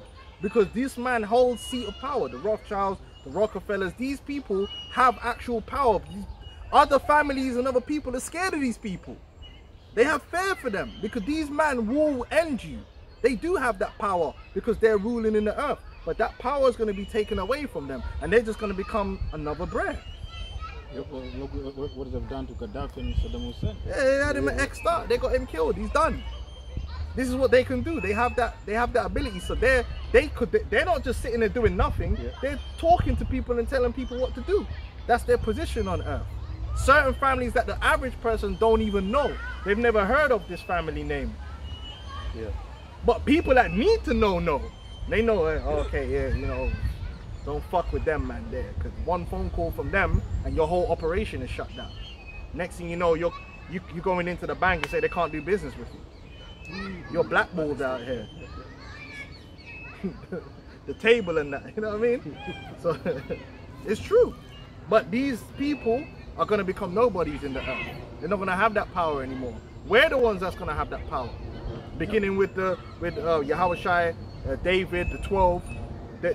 Them names, them families are going to have that power in the earth. Not a bunch of little pink devils with sausage fingers, man. They try and make them look nicey nice. Like the royal family. In the UK, no one ain't fucking with them. All them families that's below them, no, don't fuck with them. All that nicey nice on the TV, oh, like, oh, that's your dog? Oh, I love dogs. I'm a nice guy. Look, hi, I'm one of you. The man them that know that their man will write you off and your whole family, and that'll be the end of you. That's their history. Just go to their history. That's how the man got into power. They ain't afraid to just wipe up people out. When you get to them levels up there, they know not to fuck with certain people, because that man will take you out and your whole family and make an example out of you, like Lannister style. And you won't even hear about it on the news, or you might do. It depends on how if they want to make a scene about it. They killed John F. Kennedy in front of everyone, just to let a man know, listen.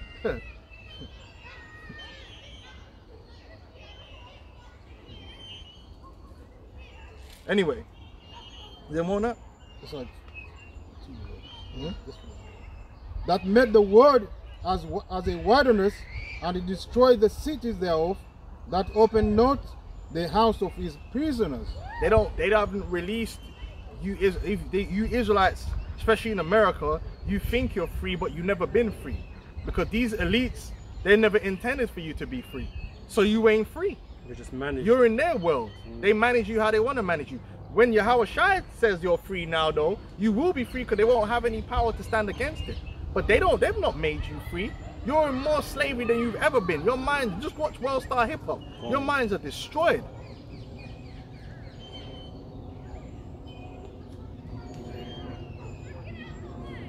Anyway, yeah, so with that, we're going to close up. Say Kal Halal Yahweh, Ba'Shem, Yahushua, Ba'Shem Kakadash. And double honors to the apostles and elders of Great Millstone. Honors to you brothers on the highways and the byways teaching this word. Shalom. Shalom. Shalom.